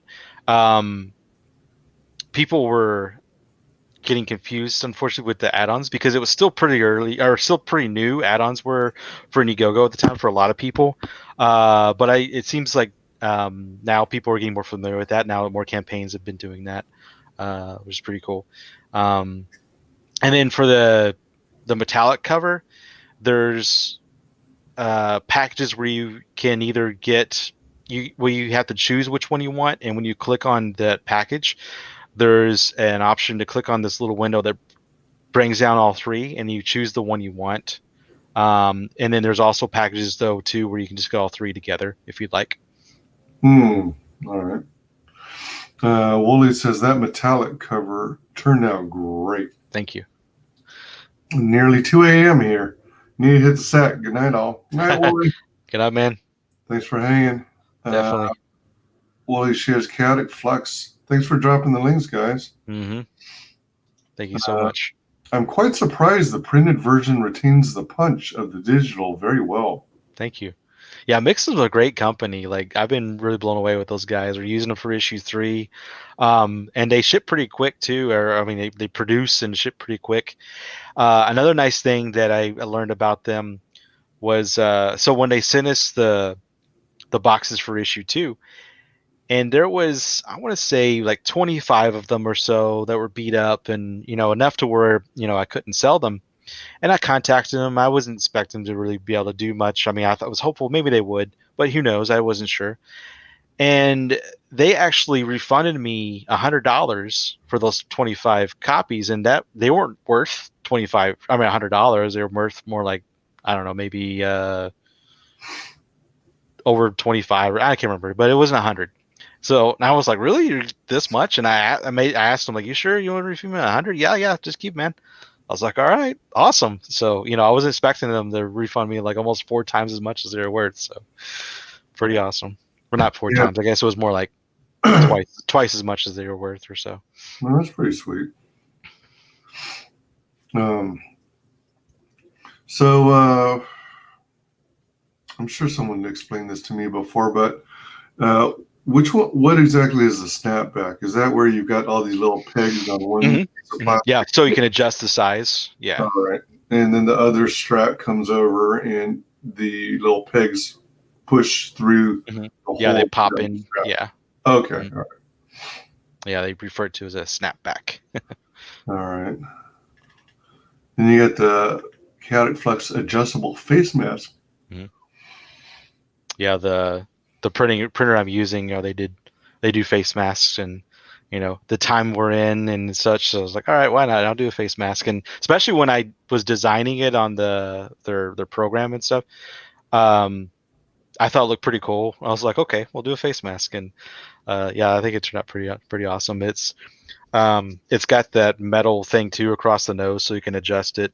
Yeah, and it's actually pretty high quality. Like, I get the proof print here of it, and like, I mean, the print on itself came out pretty good. You got the logo and the star on the side there, and the lightning storm with a couple dread fiends. All right. And it's real nice material around the border and stuff. And then he's got these nice adjustable straps. So I was about to ask about that. Those actually are adjustable straps. Yeah, you slide this little rubber guy across, and it can get it, bigger or smaller, and it will stay in place. So now, don't worry about slipping on you or whatever. Is your ear supposed to be in the bigger? Yeah, so your ear will go in. Yeah, this part here. Okay, all right. A little adjuster on the outside of your be on the outside of your ear. Oh, well, that's handy. Man, a lot of masks don't have anything like that. That's cool. All right, ships in U.S. only as well. Oh, wow, a T-shirt. Chaotic Flux #3 campaign T-shirt. Wow, check that out. Yeah. Colored cover art variant adult classic T-shirt. Yeah, it turned out great too. I got the proof on that also, and it looks awesome. That just I think it worked. That cover too works really well. I mean, I did the cover for issue 2 on the T-shirt, and it looked great too. But the colors on this one, the blend, I think looks really good. Wow, sweet. Let's see. We got the Chaotic Flux #3 campaign T-shirt. Is this pencils or is it inks? It's it's like the so yeah, the idea behind it is it looks like the artist had drawn it on your shirt. Yeah. So it's going to have a penciled effect. And that shirt is an add-on item only. So if you get on one of the tiers, you can add that on. Wow, that's pretty neat. That's a neat idea. And it also looks like it's a virgin cover. Yeah. So Well, I mean, yeah. So yeah, you're right. That's what you're saying. Yeah. So there's no logo. Yeah. It's just the line art on a white T-shirt. Give that effect. That's pretty neat. Mm-hmm. Yeah, line art variant T-shirt. That's trippy that it's made to look like the pencils. Mm-hmm. Yeah, they're both pretty cool. Let's see. Ships in U.S.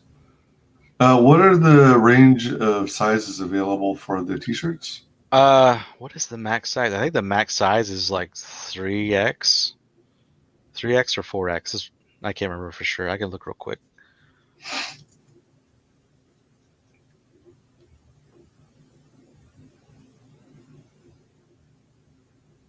While you're looking for that, Chaotix Flux number 3, Relentless, is in demand. This campaign gives you the opportunity to catch the back issues 1 and 2. If you haven't already, be sure and back it today. If you're unable to at this moment, be sure and share it to your social media. If you've already backed it, consider backing again. Always good to support our up-and-coming creators. So all the monies earned from a campaign can be help be applied towards future campaigns too. Mm-hmm. Definitely. But yeah, it's 4X. It goes up to 4X. Oh wow, nice. All right. And does it go as low as, say, extra small or small? It goes small. All right. Now, are these unisex T-shirts, or is there like a whole set of men's and a whole set of women's? They're I guess you would now they're men's. So I mean, is that? I guess it's not considered unisex, is it? So it's just like a men's T-shirt. We had done a woman's option for the last campaign, but no one ordered it. There were some girls that had gotten T-shirts, or some ladies, but they had gotten the men's size. So I guess it's just what they prefer, So we were like, well, since no one ordered them last time, we just didn't offer them this time. From what I'm told, unisex is more or less the same as men's. I think so too. You're ultimately men are typically built bigger and wider than women. So in order for something to be able to fit both genders, you're gonna essentially cater to the male because he's got the bigger build naturally and biologically. Let's see here. All right. Original hand-drawn Brian Balondo art piece. Examples of his previous works. Have the illustrator of Chaotic Flux draw you any single comic book or a cartoon character you want. Yep, and that's hand-drawn. So I should say it's penciled. It's not digital. And so he'll pencil it, he'll ink it, and then he'll sign it and ship it to you. And they're $250, but that includes shipping, so it's not shipping on top of that $250. Oh. And there's only one available right now. We had 2 available, but one of them has been bought. So you got one left. Get it while you can. Oh my gosh! Wow, this is good work. Wow. So you got is that Donna? No, that's Raph. All right. Yeah, it's Raph. He's got the size, and then you got Batman. And then you've got Momra, the ever living. All right. Heck yeah. That's good stuff. Let's see here. Only 2 commissions available. Down to 1, you said, right? Yeah. No one got purchased. Character trading card art designs. So you got the image of the character plus their name and whether they're a good guy or a villain. Then on the back side, you got stats. Agility, fighting ability, intelligence, strength, stamina, and speed. Oh, all right. Special abilities, name, age. Little bios. Yeah. All right, cool. Yeah, I'm a big fan of 90s trading cards or comic book trading cards, like the Marvel cards in particular. I still have couple big binders of them over there full of them. I wanted to make trading cards for the series 2, character trading cards, and every campaign has had 2 trading cards. But like I mentioned earlier, for those who may have missed it, if we're working towards hitting 6,000, and at that point we will add a 3rd trading card with Strife in his original form that will go out to everyone who backs the book on the physical level. But these trading cards are available. Well, I guess you're about to get down there anyway. You're almost there. You're doing a good job describing things. I'm just used to jumping in there and stuff. But it is available. These cards are available in metallic and a non-metallic version. And there's packages where you can get both or just one of the two. I mean, whether it be every package has 2 cards, but there's some where you can get either metallic or non-metallic or all 4 version or the 2 version. I'm sorry. The 2 cards in metallic or the 2 cards in non-metallic. That's what I'm trying to say. All right. Yeah, I'd probably go for the metallic whenever available. Stretch goal, $6,000 stretch goal. As you mentioned, Strife original form character trading card. Everyone who backs at the physical book level gets a free trading card. Nice. Since I came in on this rather late, did you have any special promos for those who did you make use of the pre-launch early sign-up mailing list? Yeah, and the people who signed up for that mailing list, they're going to get they got a digital copy of issue 1, as well as they got special discount perks for the campaigns, or for the perks in the campaign. And then also I'm going to give everyone a card it's a card for issue 1. It's going to have the cover art for issue 1, as well as a description of the story for issue 1 in the back.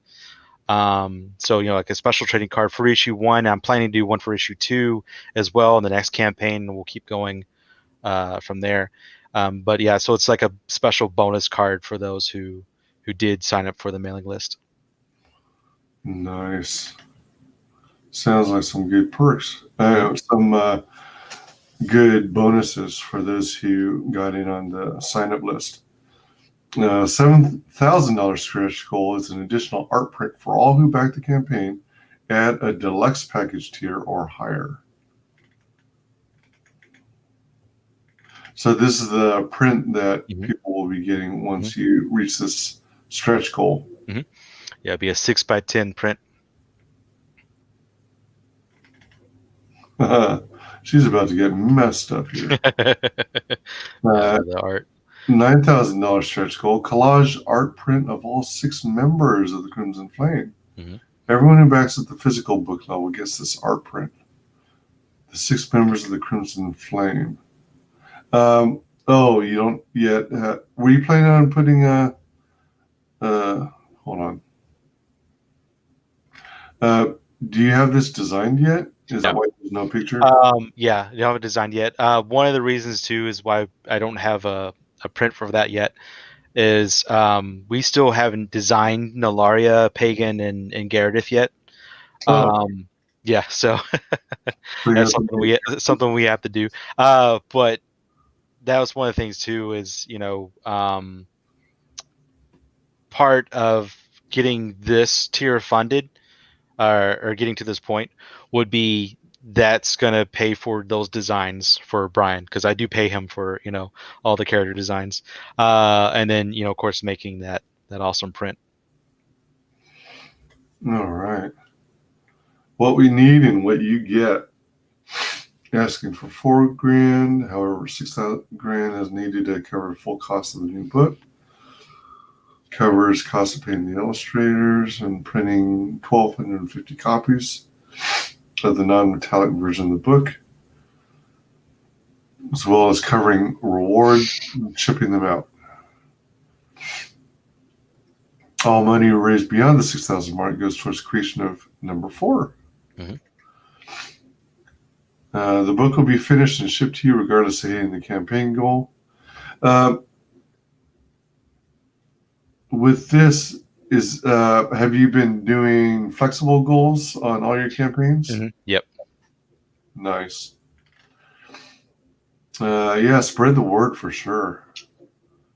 Indiegogo has a sharing tool. Yep. Yep. Please share anywhere and everywhere. Yep. Yeah, absolutely. Sharp Edge Comics. Sweet.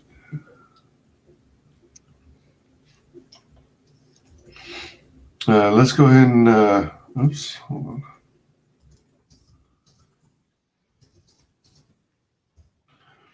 Let's check out this trailer again. Oh. The epic meta sci-fi saga Giant Flux continues to issue retreat Relentless. Joy, colorblind, Brian Bolano, and Brian Unite. Written by Scott Payne, lettered by Janelle Grill. Relentless was divided from where we left off. The darkness gave it her all like you've never seen before to become this titan of humanity. Or it could prove to be a bigger problem for a young heroine as Lieutenant Black, as he waits for the right moment to capture the girl. For his twisted cyborg overlord, Brax's drive, Sword, Strike, its authority, connect to the dark side, the gaming super team, the Crimson Flame. Flux, a public showdown in Labyrinth. All this and more packed in 30 days. Relentless sci-fi action and suspense. Don't miss out. Cat Flux number 3, Relentless. Does your website redirect you to this campaign page, or does it have a bunch of it has more preview pages, doesn't it? Issues 1 and 2. Yes, it does. But there is a link on there too to get you to the campaign on the front page. Whoops. Uh-oh. Shoot. What the hell? Wait, what? Oh, that's what happened. Wah, wah, wah. All right. Now we're back in business. Welcome to everyone who joined the stream. Good to have you here. Post any questions you have in the chat, by the way. Yeah. If you haven't yet backed Chaotic Flux number 3, now's a great time to do it. If you already backed it, then consider backing it again. If you're unable to back it at this time, consider sharing it on all social media. Appreciate you. Let's see. So let's check out these tiers. Wow. This reminds me of those older video games where it displays all the dialogue on screen. Huh. Hold on. Oh, okay. All right. For a minute there, I thought everything was going to be text. Because I thought people usually load the they do, like when you click down there it will tell you everything, but I've heard too that a lot of people, because when you come to these campaigns and you have so many other campaigns out there that are trying to grab people's attention, that it's often best to have a quick description in the image as well, so that they don't, they just scroll down and look at them that way instead of clicking on each one of those things to see, what all's in there. Which, I think, sounds pretty reasonable, or is pretty, sound as terms of, makes sense, So I decided this time, I didn't do it with the last campaign, but this time, actually this is the first time I made specific graphics too for the tiers in the campaign. And like I said, just had to put all the little quick descriptions on the top, so those who don't like just clicking through all the extra details there.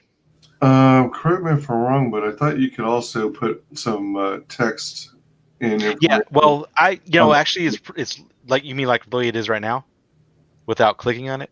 Without clicking on it. And then if you want, it's real limited what you can put there. You can only put, I think, like maybe 20 letters at most, or something like that. It's real short. All right. Yeah, so you, like some of the packages that I have, there's a lot, so I couldn't fit it all in there. Yeah, and then, all right, yeah. So they limit you on this screen, and then they also limit you on the other one, but they give you a lot more. So like when you click on it, it brings on the full little window there of all the description. It is still limited on there, but they do give you a lot more space to put information. Yeah, But you still have to be a little selective on how you word things, and I think they limit you to like 8 or 10 things that can be included in a tier. Oh, I see what you mean. Yeah, it's 10. In terms It's of 10. But even that little description box that it gives you when you click on that, that's limited as well. It's like limited to 150 characters or something like that. Yeah, that's not a lot.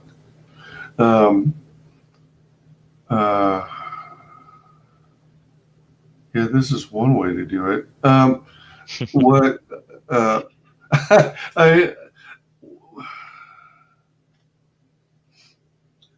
I kind of gravitate more towards this style where whenever possible you have the image of the actual product right that you're including.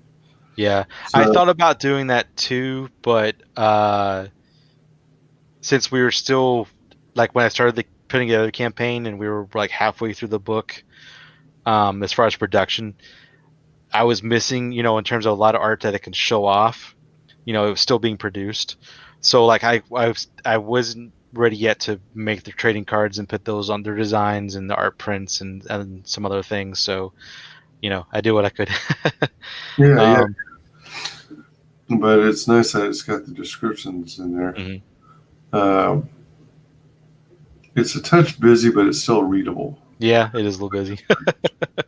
I almost wonder if you kept all the text as is and you get that image of the book as is and just replace the background with solid black, if it would make it pop more. Yeah, I'll think about that next time. Yeah. I do appreciate whenever creators do have a feature tier like you do. I think it's great because the feature tier, stands out. Mm-hmm. It's the first thing on the list of perks. And feature tier, typically, it's not going to be the cheapest tier. It's not going to be the most expensive. It's usually somewhere in between. And it usually is the book, maybe an additional book or variant or ash can, and maybe some a piece or two or more of swag. Mm-hmm. So that's cool to have a feature tier. And so here it includes the Time Chaotic Flux number 3 standard edition, plus a PDF, plus campaign exclusives, your choice of one of 3 metallic variant covers. All right, so there should be an H in there. Your choice of one. All right. Wow. 6x10 metallic and standard art prints. So the art prints are metallic? Are they like there's a metallic art print and a non-metallic art print. Just like the trading cards, there's metallic and non-metallic, except on the art prints too, there are going to be 2 different pieces of art. So the non-metallic is the cover art of issue 3. Just the art itself, no logo or anything. And then the metallic print, I'm still deciding what that one's going to be. I'm more or less waiting for the rest of the pages to get done before I decide what piece of art I want to make that as a metallic art print. Actually, I had just gotten page 25 the other day, so 4 more pages and then 5 more pages. No, 5, 6. Yeah. And then the book's done. So pretty close.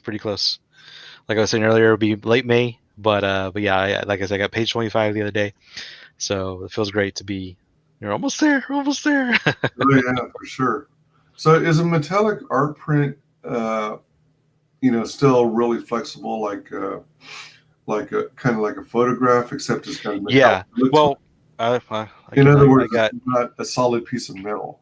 Yeah, so it's like this that thin. And that's the art. That's the metallic art print from. Oh man, that's cool. From issue 2. Thanks. Oh, that's nice. Oh, that is cool. Oh, I like it. Here's actually got the art print from issue 1 too. The metallic. Oh, it's a little hard. the silver. Neat. So is it kind of the weight of? So it's. Right. Well, that too, like okay, so this one, it's not the same, dimension. No. This one's actually wider than this one, and so shipping, if I get my camera right. Nope, that's the wrong one. Shipping this one, it was a little more difficult getting the packaging right because it's a wider versus the comic book, right? So you had to try to get a wider packaging than the book itself. That's why we went with the comic book size for this print, and then in the print in this issue 3 campaigns, or the prints for issue 3 will be the size as well, because then what we do is we, like, when you have the bag and board, like this is the back of the board, and you just slide it in like that. Oh, yeah. And then the book will be on this side, and you close it up and then put it in the packaging. Makes it a lot easier for shipping, and not have to worry about the sides getting bent up and beat up and stuff, and or having to have extra large packaging to accommodate the larger print. Yeah, that's the way to do it. Is so it's kind of like a cardstock weight, I guess. Mm-hmm. All right. Yeah, it's cardstock. Yeah. All right. It's pretty light. Yeah, it's got a metallic finish. That's pretty cool looking. Mm-hmm. It looks Thanks. good. Thanks. Let's see, Lieutenant Vladik and Super Dread Fiend metallic and standard trading cards. Okay, collector's package. Yeah.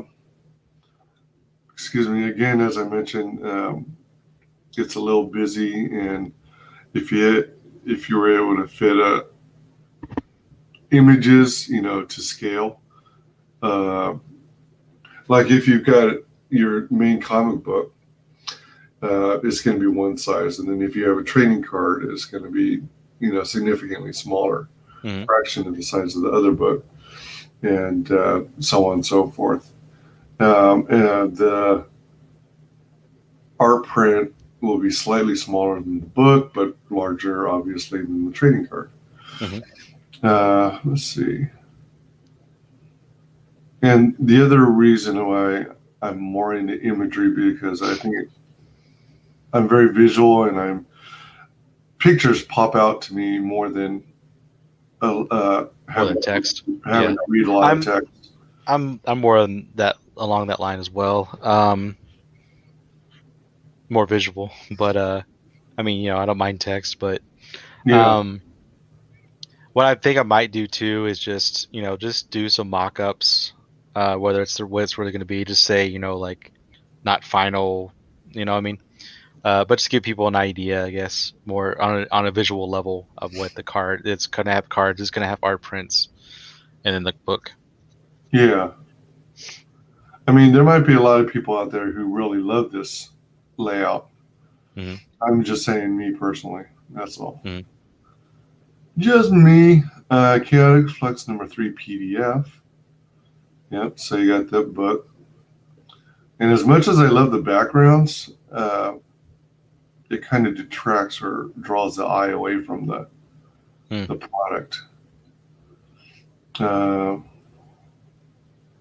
right, this one is unsigned. It's the original book alone. All right. And then here, all 3 PDF digital editions. That one plus that one plus that one. Issue 1, 2, 3. The first 3 chapters. Okay. For just $11. For the PDFs. Yeah, PDFs are popular with some people, especially if they're trying to, consider cost of shipping. Well, I noticed too with like some people in the, like, for instance, or particularly in the CG community, they want to try to back as many campaigns as they can. Yeah. But but it really weighs on your, your bank account when you're trying to back physical copies of everything. So I've seen a lot of people where they'll just settle for, they really want the book, but they already spent, so they're like, they'll get the PDF, or some people will just get a bunch of PDFs, and they're like, well, it still feels great that they funded it and they still we're getting a great book and Oh, sure. in that sense, and that way you can fund more campaigns, help out more campaigns. So whatever works for you. For sure. You've got the main book, issue number 3, signed for 15. Yeah, these are all pretty reasonable. Let's see. Unsigned Chaotic Flux number 3 metallic cover variant. Campaign exclusives. Original edition, Virgin, and Virgin line art. Choose your favorite. So you pick one of these designs for the metallic cover. Okay, all right. Yeah, that is no branding. Okay, gotcha. All right. Then we've got the first 3 chapters unsigned. Standard edition unsigned. 1, 2, and 3. That's the non-metallic covers.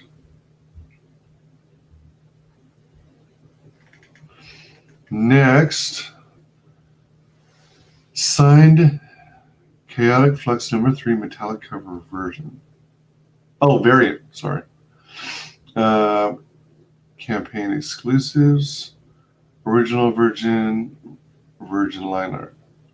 Signed cat. All right, so standard edition versus standard edition unsigned. Signed. Oh wait, those are metallic cover variants. All right, hold on. Metallic cover variants. All right, unsigned. $20 for the 3. Metallic cover variants signed for $25. Damn, that's hella reasonable. What the? That's very affordable. Thank you. Yeah, and shipping I think is $5. Is it? Okay. And that $5 point stays for quite a while. It's not until you get into the packages with apparel items, then it starts going up. I think it goes up to like 15 at that point for shipping. So I mean, for CG books, 15 is still very reasonable. Hey, Forest Publishing, welcome. Hail. What's up, man? Hail. Hello, talking tree.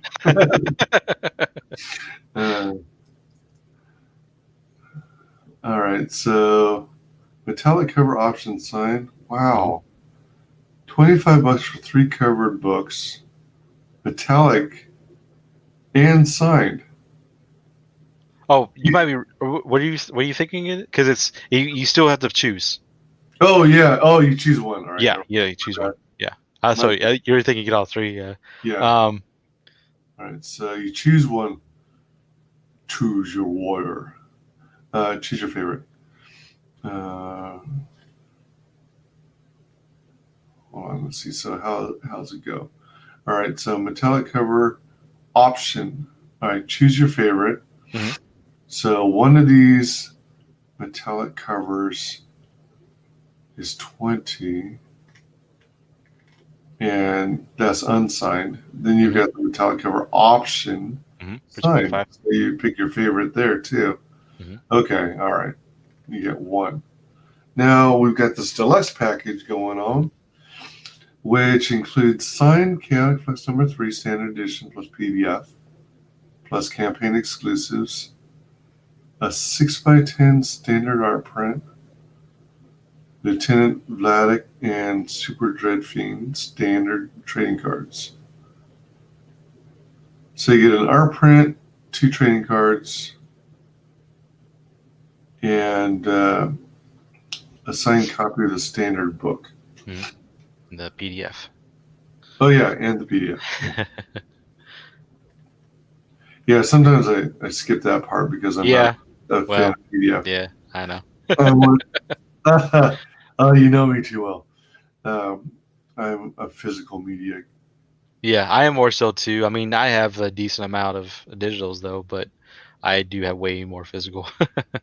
Yeah, my But that's another thing too. Like with in the case of the digital or the PDF, we were talking about shipping earlier. Some people they just don't want to pay, especially that much to just to ship a book over to them, depending on how high the shipping gets. Oh yeah. But so that's a nice option for those people who, just get the digital. So that's probably the main reason why I have the digital in the campaign is for the people who, don't want to have to pay $15 or wherever it is just to ship the book to them. Yeah, I'm not knocking it. It's good to give people the option. Mm-hmm.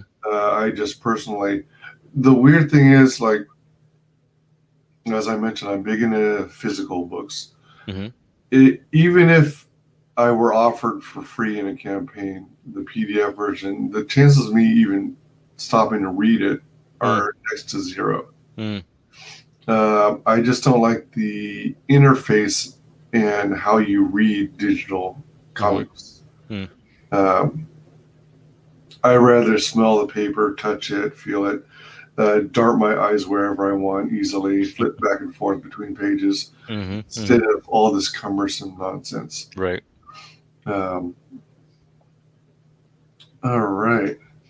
Hey, Force Publishing says, just backed. Thank you. Awesome. Thank you so much, Force Publishing. Both.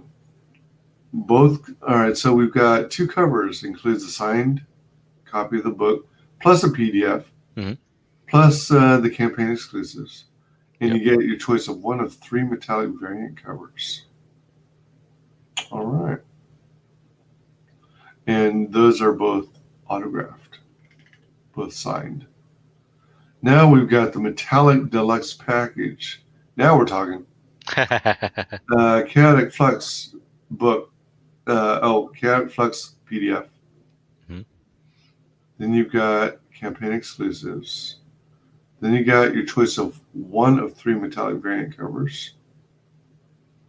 Oh, you're still getting just 1 of them. Okay. Yeah, we're getting to you get them all, but it's a little further up. Yeah. 6 foot. Then you get the metallic art print. Then you've got 2 trading cards. That's for $35. First 3 chapters signed. Let's see here. Standard edition signed. All right, the first 3 chapters, standard books, all of them are signed. All right. Wow, there's a lot of tiers. Yeah. Yeah, I like we kind of talked about earlier. I want to give a lot of, I guess, options for people in terms of because so one of the things that I was doing with the last 2 campaigns was, well, in terms of people like expressing wanting more variety with the packages, the perks, because like some things were locked into certain packages. You have to get like the high tier to that's one of the reasons why I did the add-ons more on this one, more add-on choices, but also I gave more just set made package variants this time too. So you feel less limited, and it is a lot more on the page, a lot more packages, a lot more perks, but I don't know. I know that feeling of like, oh man, I really want to get this, but I have to get this big package to get it. That or I wish I could have this item in that package instead of this one. And anyway, you're more or less covering every particular scenario. Trying to predict like as best I can. Trying to please my backers as much as I can, but I know you can't please everyone. But I try my best. I wonder if you could do something like so. Offering the visible perk tiers, all the standard copies, and then make available as add-ons both the standard and the metallics. Right. Well, and when you select the add-ons in a drop down, you specify whether you want it signed or unsigned. Right. Definitely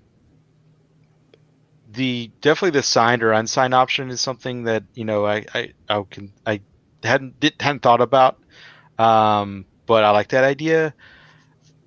The problem though with the other ideas though, from what I've found is people are, like I said, people are getting used to add-ons, but there's still people that get confused with them, and I worry that putting too many add-ons and too many you have to click on this to see what's all your options are, as opposed to they just want to see what it is up front and decide I want that and click on it. So it's kind of finding a balance there that I've noticed, and also I was just afraid of having so many add-ons hidden inside there to where you have to click on to see those, versus just having different tiers with different options. Yeah. There's that too. Yeah.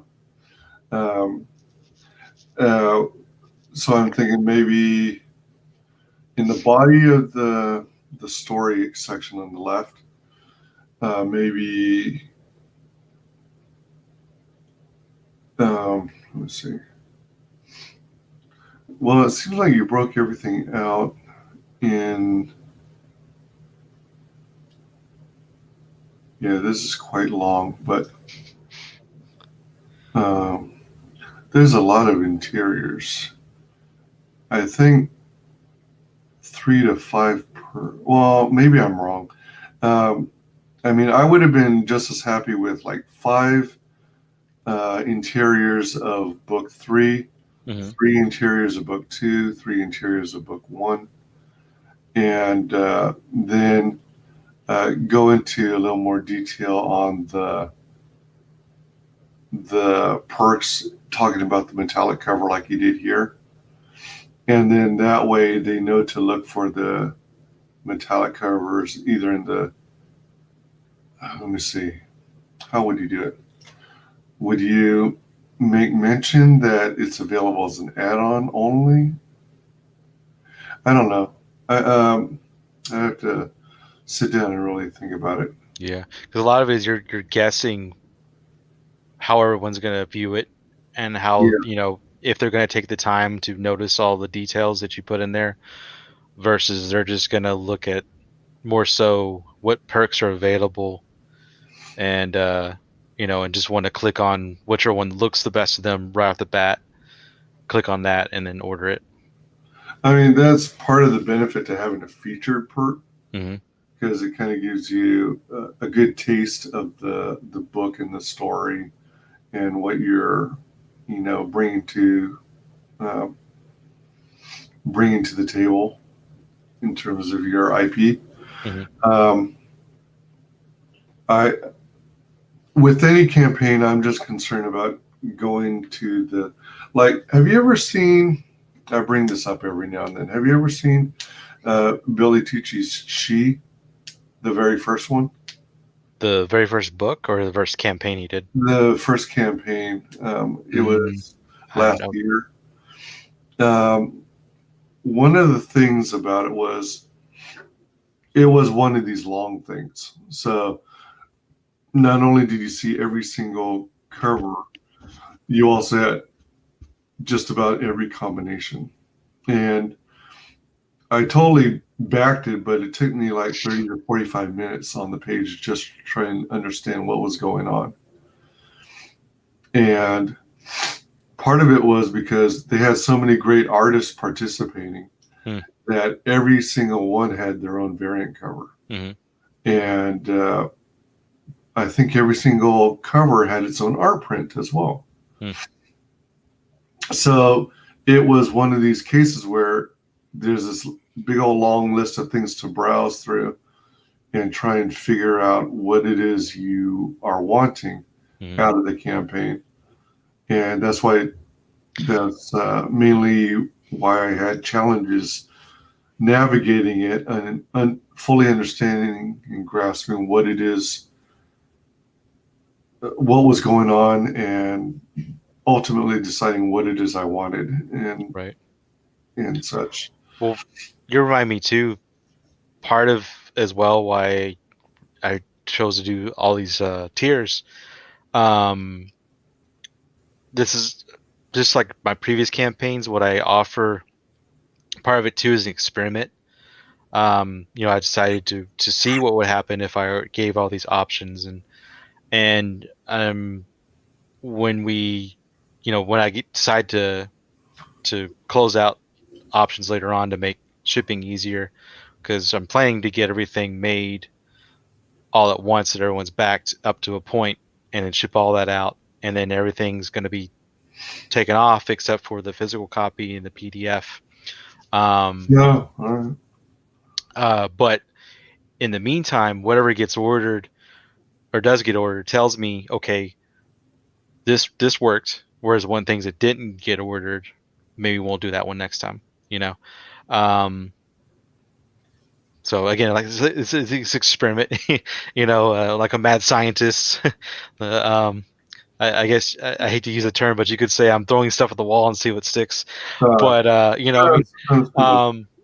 but yeah, just a lot of it's just experimenting, seeing what people want, what they gravitate towards, and whether it's worth offering in the future.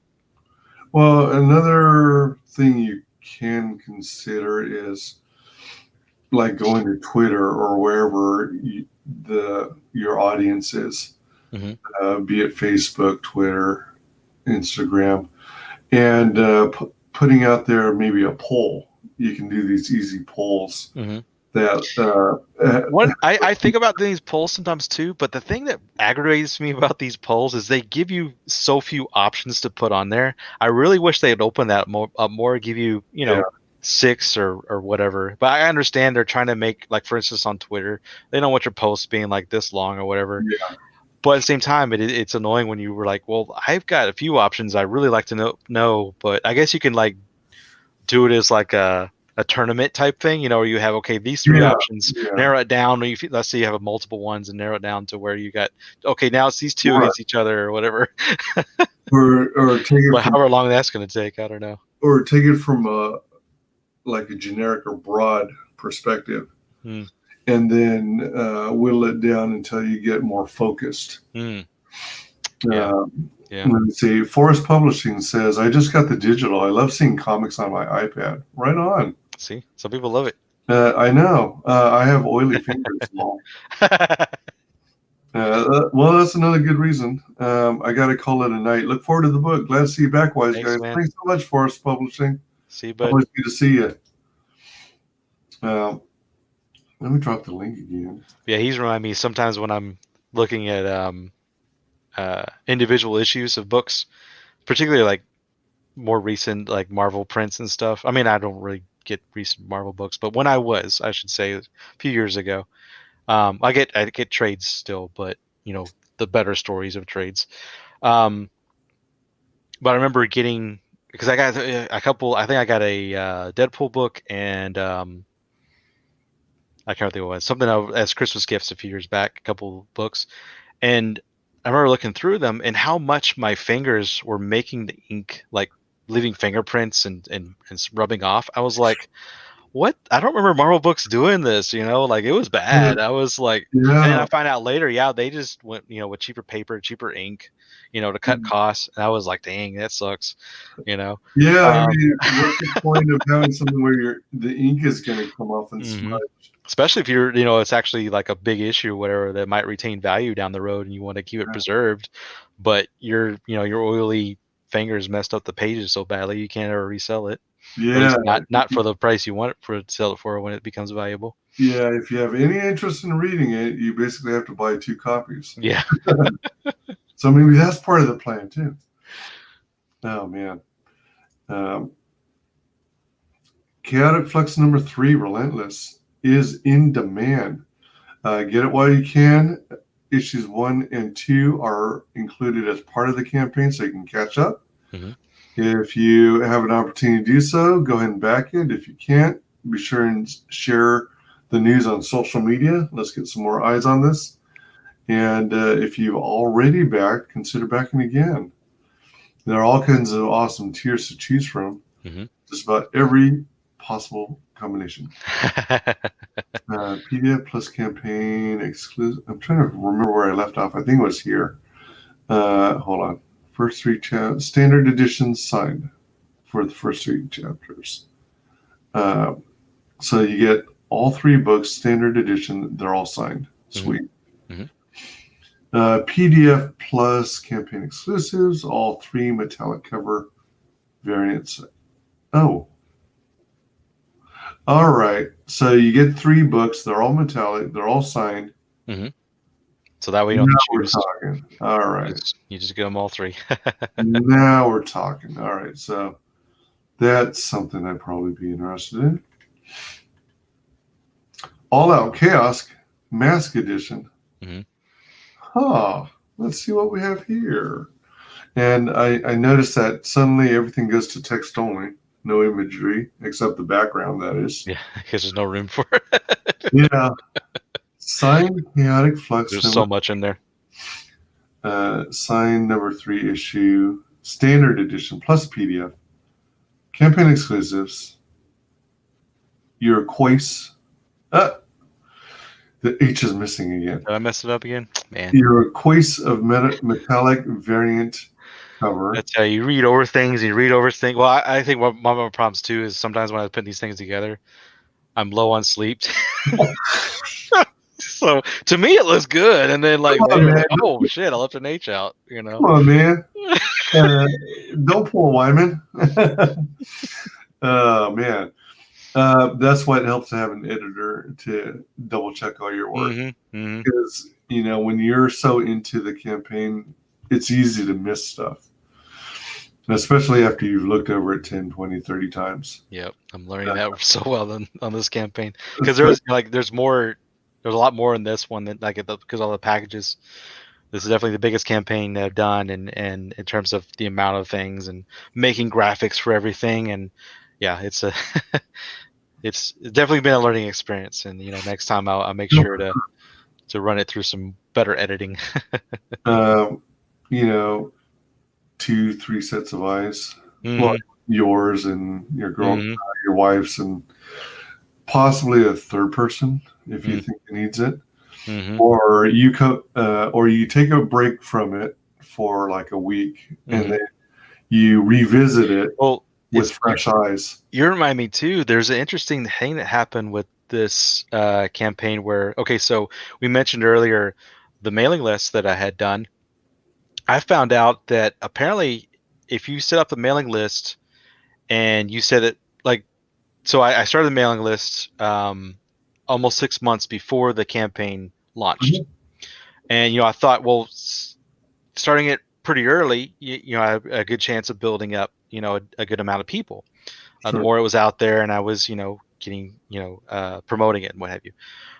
Well, about 2 weeks before I had launched the campaign, I was actually planning on launching. I wasn't quite sure when the campaign was going to launch just yet. I knew it was going to be soon. I just wasn't sure exactly when.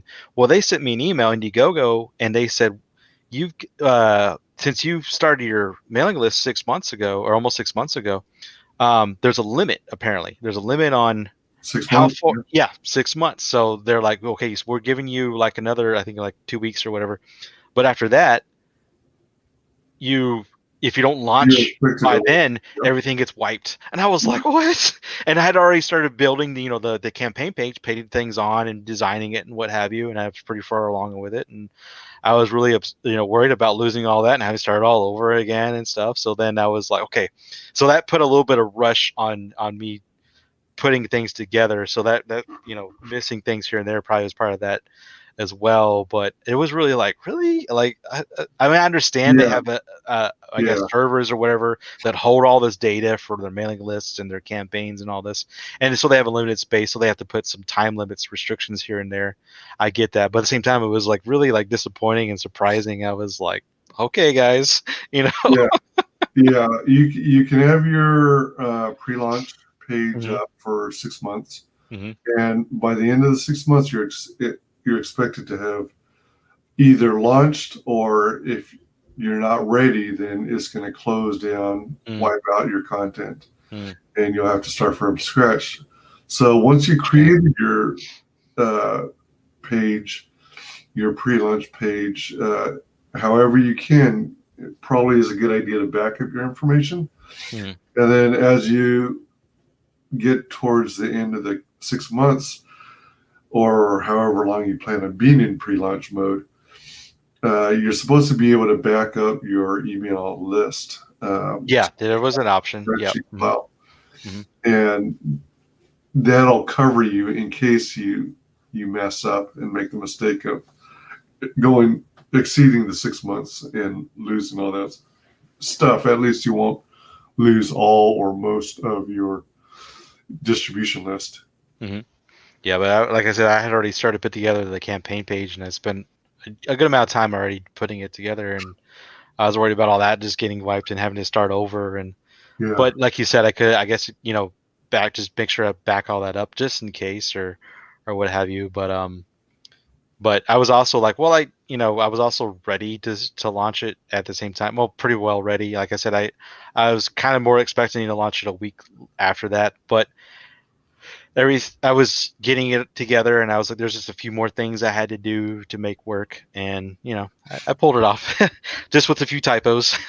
I'm sure since you already are on your third campaign that you're aware of when you have your campaign running live, and whether it be funding or in demand, if you put up a tier and you discover an issue with it, then if you find an issue with it and at least one person has backed that tier, then you cannot simply go in and edit it.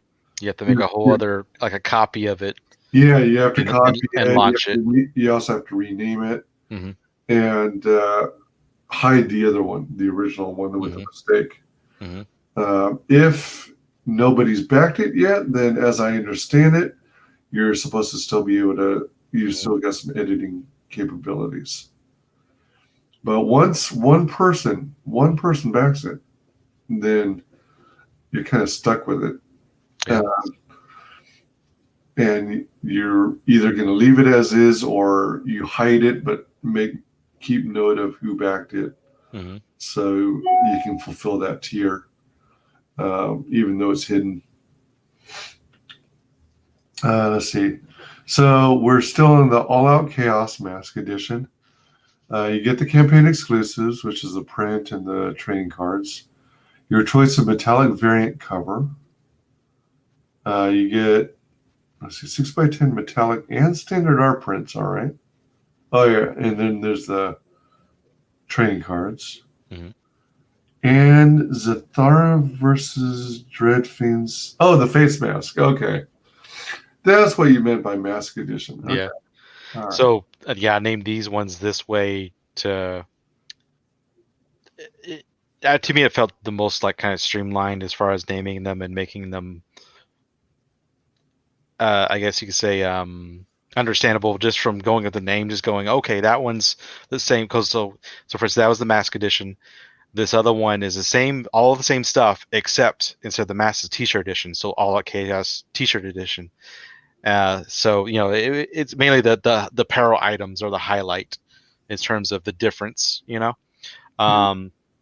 then the next one is as well. It's everything that you had just named: the book, the PDF, or the book signed, the PDF, your choice of metallic cover, metallic and non-metallic trading cards, metallic art print, non-metallic art print, and the baseball hat. Okay. Give me just a sec.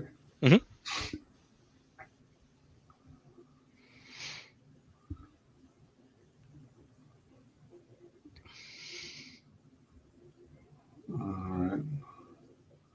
Just needed to request some information. Excuse me.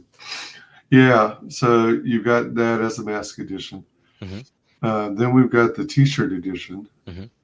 So everything except you get the T-shirt instead of the mask. All right, good deal. Then we've got the hat edition. So you get the hat instead of the mask or the T-shirt.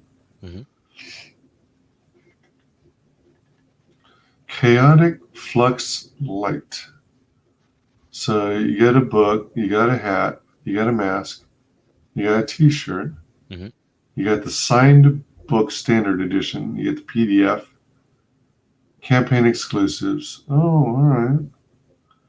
So you get the apparel, basically. And the signed copy of the book. Oh, yeah, signed. All right. There you go. All right, here we go. Let's see what we got. Metallic Overload. Original version and virgin line art. Includes PDF, campaign exclusives, all 3 metallic variant covers signed. Oh. And the trading cards metallic and the art print. So everything metallic that you get in the campaign, it's all this one package. Oh my gosh. Wow. That's a trip. That's very appealing. Okay, let's see. Next up is the Chaotic Flux Metallic Light.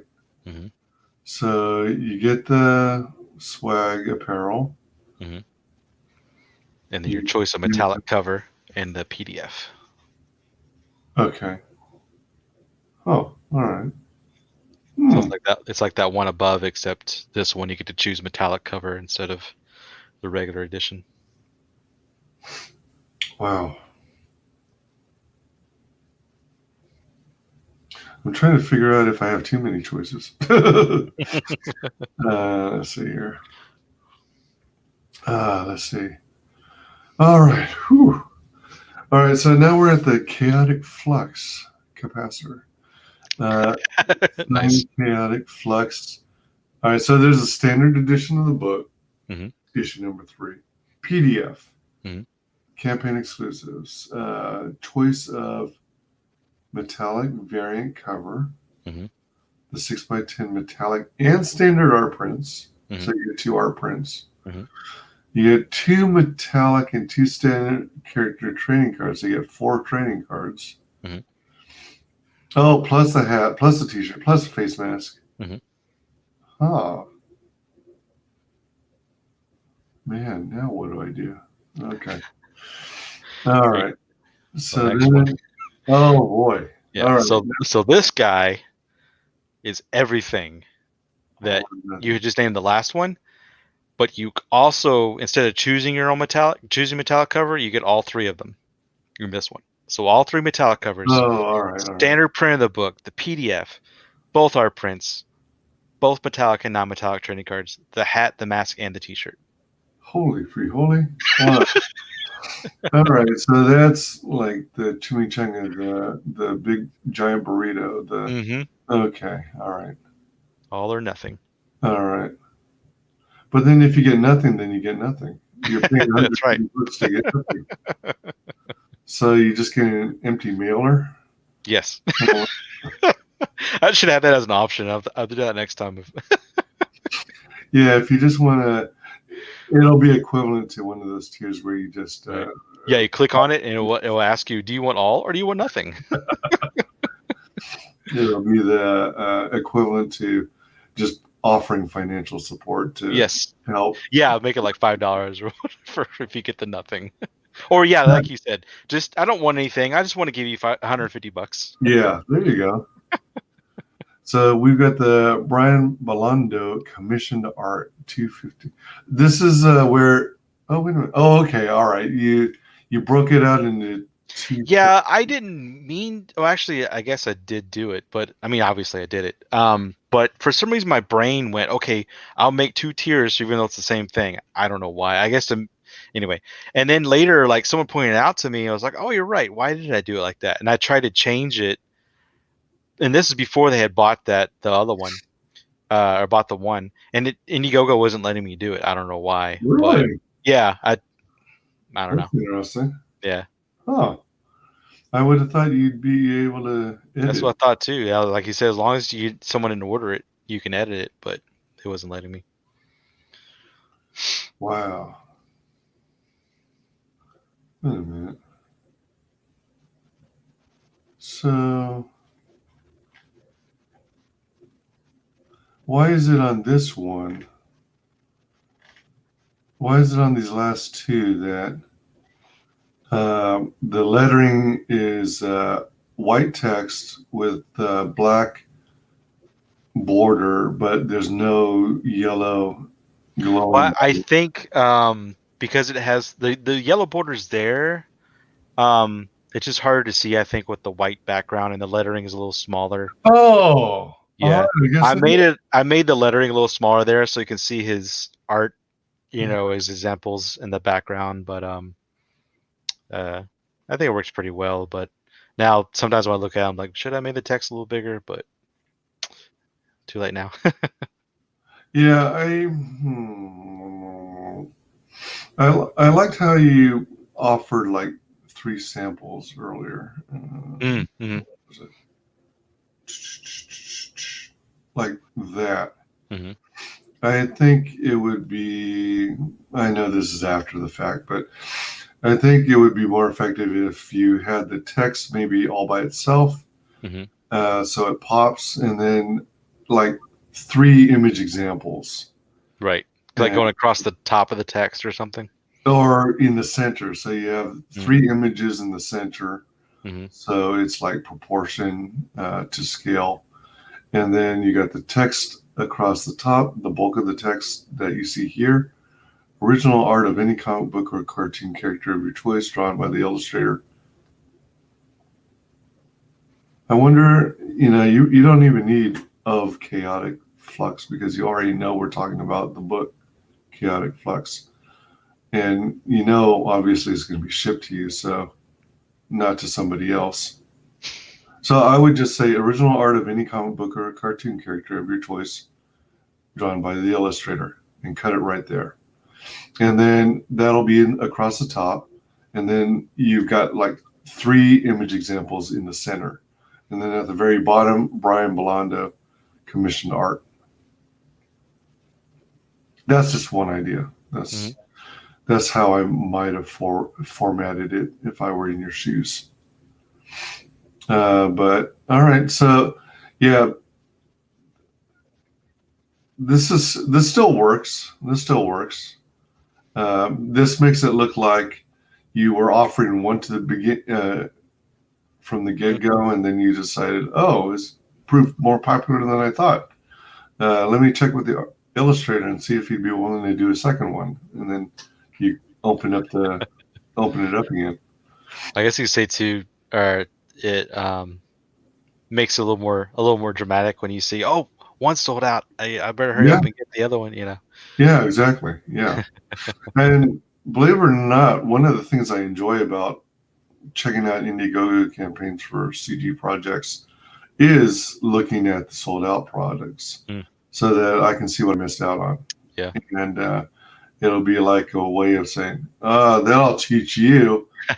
Well, sometimes I look at that too as like, especially if I know it's like book 1 or whatever, like I know there's going to be more, or if I've heard the person that made the campaign or running the book or created the book say that they got another project coming.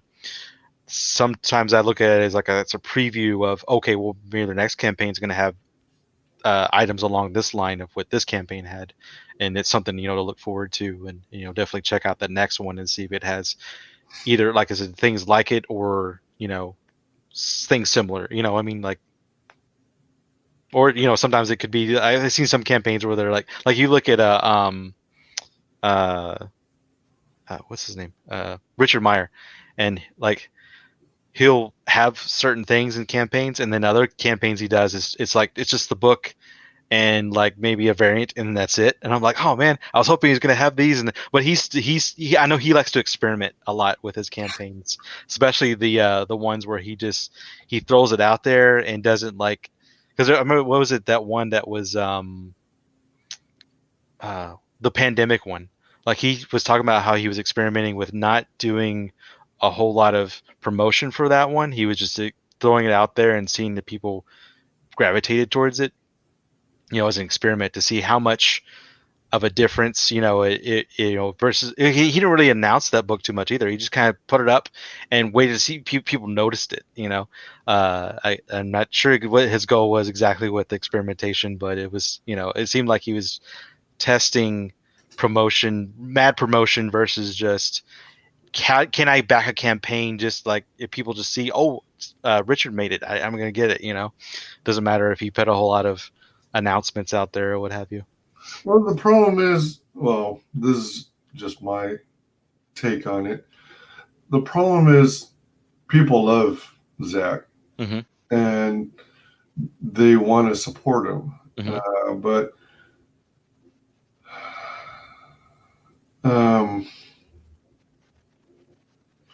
he doesn't seem like hugely interested in doing lots of promotion. So, you know, he's got a big channel, so he'll do his channel does most of his he'll do whatever promotion he wants is comfortable with that on his channel. And he's not big into doing live streams or joining other live streams. It's kind of a rare treat to see him like on an EVS stream. Definitely. So I wish he'd do more live streaming. I wish he'd go on other channels and promote his books, because I seriously think he could double, if not triple, his intake on profits. And then it kind of bugs me because I'm a huge fan of swag. I love t-shirts. I love trading cards. I love large posters. I don't know if you can tell, but behind me are movie-size posters. So they're the smaller version, the 24 by 36 inch. So I'm into the large posters. But I understand that most campaigners aren't going to want to go that big because, number one, they don't want to have to fold something that huge. Yeah, that's like you. I'm a big fan of posters as well, and I've looked at doing, you know, a way of doing larger prints, but like you said, it's hard on shipping. And well, unless you just want to make the backers pay a lot for that shipping to keep it, you know, as pristine as possible to get to them, but also sometimes, I mean, I guess it's more just the shipping. Yeah, I take it's forget what to say. It's mainly about the shipping and whether or not they're willing to pay. But then you also look at, well, like I guess you could say kind of what I'm doing now, where I'm experimenting a little bit with my items I'm offering, whether or not people are gonna order them or not, and tell me, okay, well, I should offer this next time because, you know, people really seem to like it. But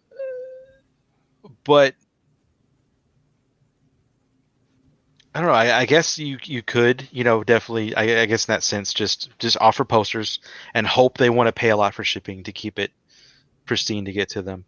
But then you got to kind of look at, well, how you have to kind of judge too. Whereas, because you could it's so easy to print on demand nowadays too, with, you know, posters and what have you, and prints. So really, like, you don't have to worry about printing a bunch up front and where they're not going to sell anymore so much. But you do still have to worry about, well, are people going to want to pay that much for shipping, and do you want to offer that, or also kind of like whether or not you want to be someone known as, okay, I have my shipping's, you know, known to be low, so you don't have to worry about. I don't know. It's just I guess you could just go ahead and do it and see what happens, but I know myself, like if I was ordering a poster, I would definitely want to make sure that it's, but at the same time, I'm like, I don't know how much I want to pay for shipping for something like that versus, well, I'll be happy with just getting the t-shirt, or I'm happy with just getting, you know, something that's easier to ship and costs less on shipping. I don't know. I think what people in the end need to do is just review other campaigns, other sites that are. Yeah, I do that pretty often. Actually, before I do every one of my campaigns, I do a little bit of, you know, scouring through other comic book campaigns and seeing, okay, one, get ideas on what's selling. Yeah, exactly. Yep. But also, like, shipping costs, like, you know, what is the standard, and can I find a place that offers on that same level or even better shipping, or ways of my own way of like figuring out how to package it cheaper, not make it so that it's less protected, but materials that meet the same means but cost less to, then I can offer them more or cheaper shipping. So yeah, it's a lot of, basic kind of what you're saying, dude. Do you do diligent research, as often as possible, and definitely looking at other campaigns is, a good way to do that. And I do that too, to look at like layouts for campaigns, like ideas for layouts and what have you. It's funny too, like earlier when we talk about like how long my pages with all the preview art and stuff, and I'll look at campaigns where like, it's more of a streamlined, I'm like, okay, that's good, but and then I'm like, but is it, I have this balance where I think about, okay, is it enough or is it too little? But then I'll look at other campaigns like EVS, like Ethan's last Cyberfrog campaign, how long he's got so much stuff on there, and I'm like, well, if Ethan can do it, but then again, I'm not Ethan, but at the same time, it's like it works for him. so I go back and forth, like, how much should I put on there? How little should I put on there, or whatever. I think a lot of it is on what type of swag you're dealing with. Yeah. And what you're looking at in terms of being able to ship it.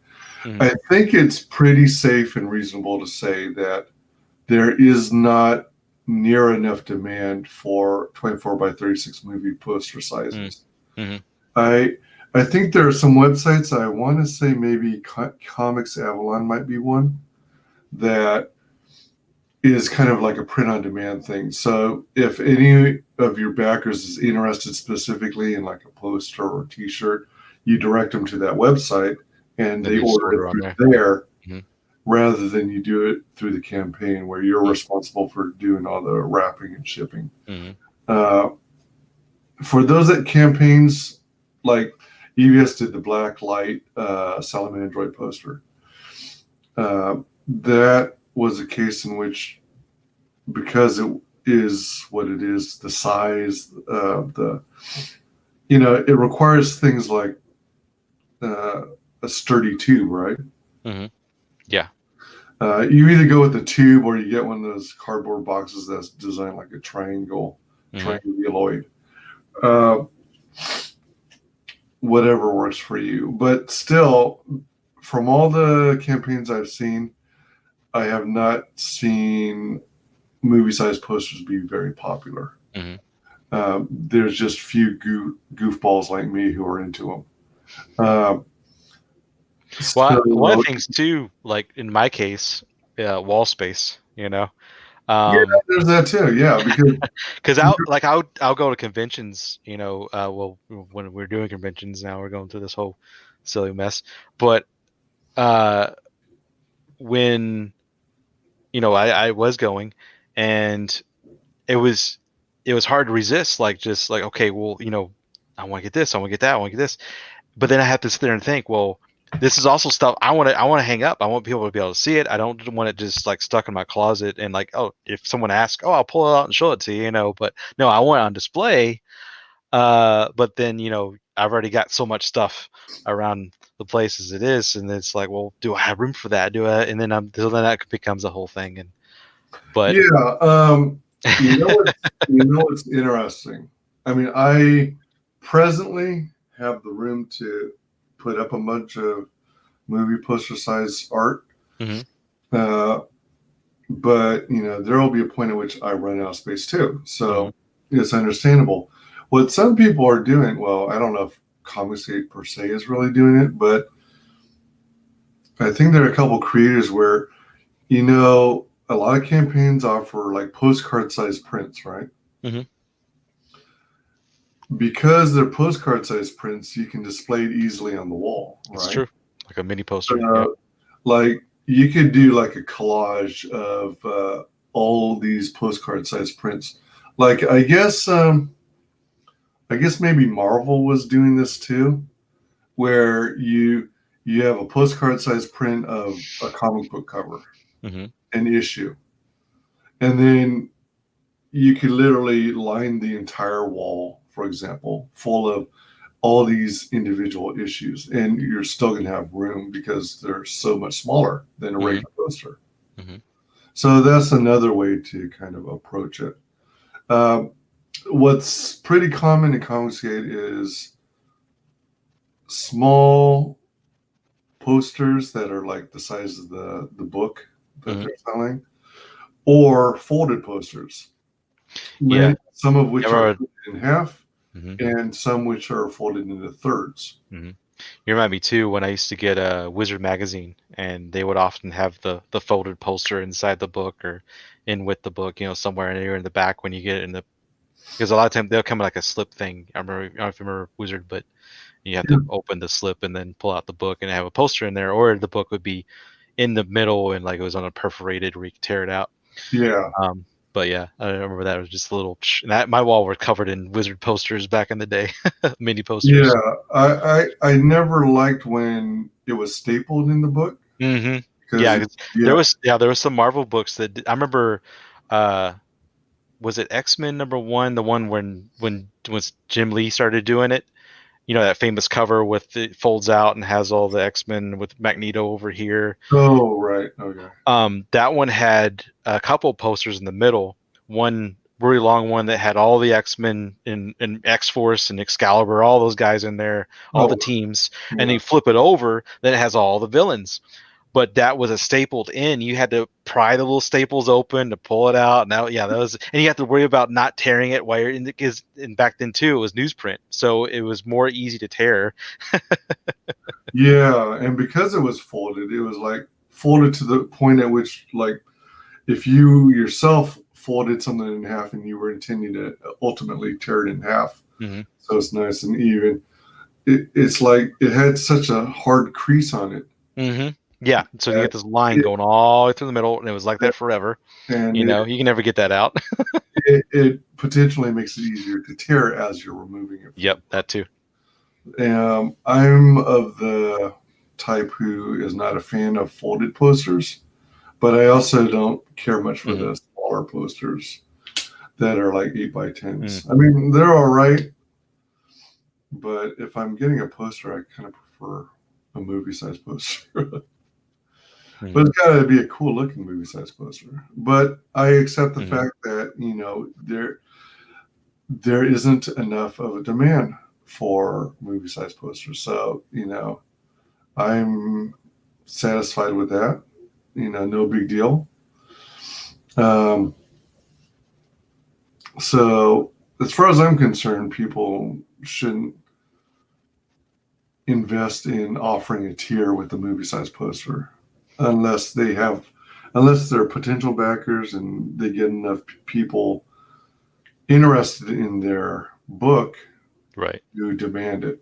Yeah, that's why, like you said, EVS was able to do that Blacklight Salamandroid poster because he already had so many people he knew right off the bat that one, the book was definitely gonna get funded in like minutes basically, and two, that he would have enough funding behind it to make the shipping work and make the printing of it work, and right. But at the same time, on the flip side, despite this popularity of it, I think in the end, EVS declared that he wasn't interested in doing posters again anytime soon because of the added expense of having to put things in tubes. And even when you put things in tubes, that's true, you have to sit there and do all the tube shoving.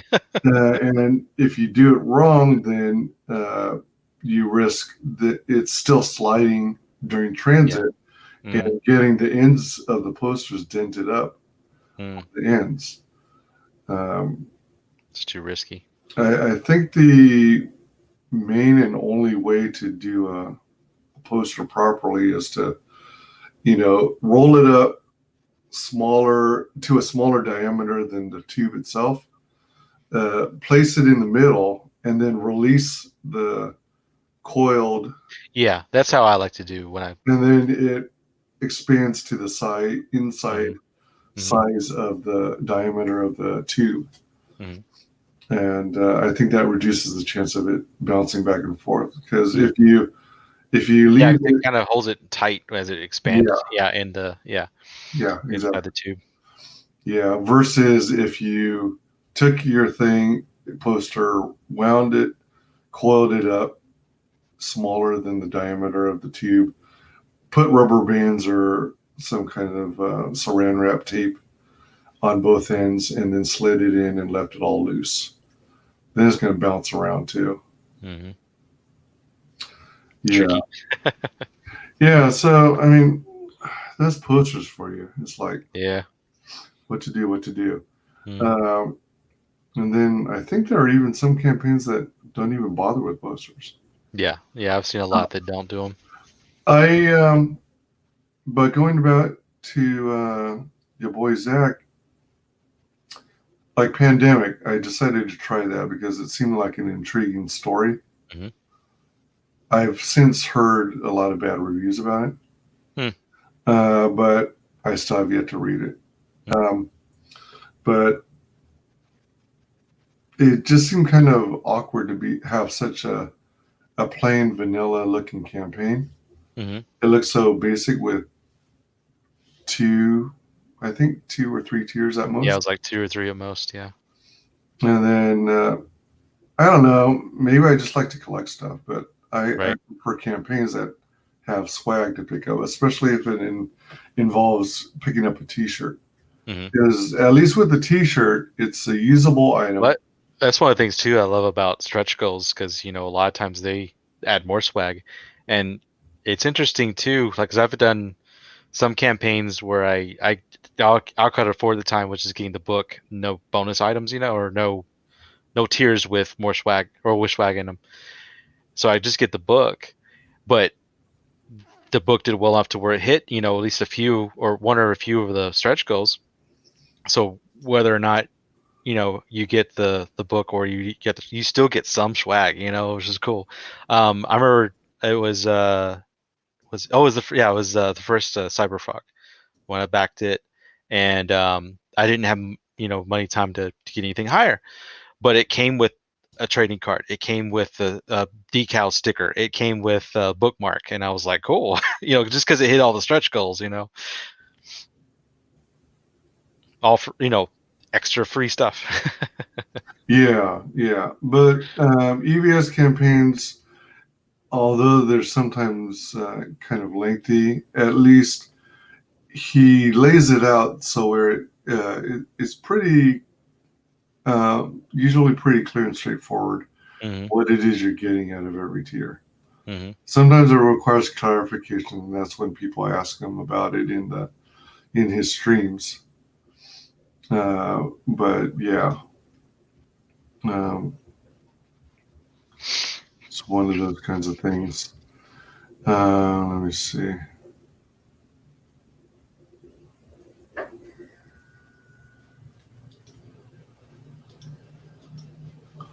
Let's see.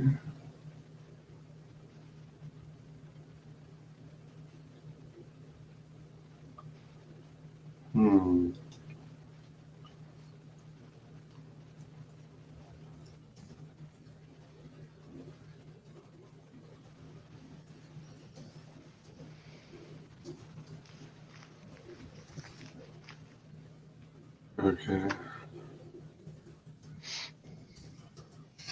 Just a sec.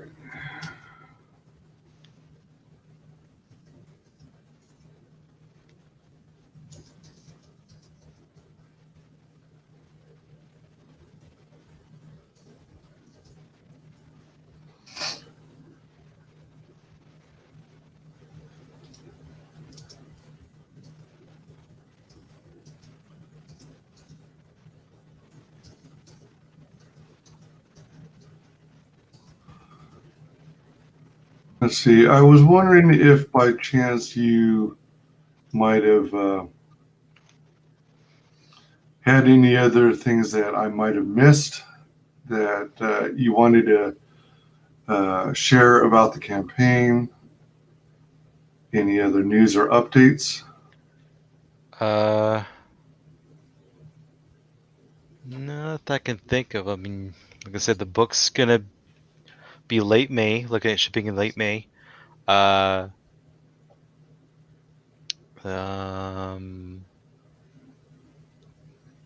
Late May. So we're looking at roughly just over a month or so. Yeah, and if people out there, if you're a fan of the X-Men, if you're a fan of the Monsters of Resident Evil, if you're a fan of crazy cyborgs and exosuits, big robots like from the Transformers, and badass hybrid alien warriors, then you're definitely gonna love Chaotic Flux. It's a big, exciting, bold, pulls no punches, kind of action focused action adventure experience.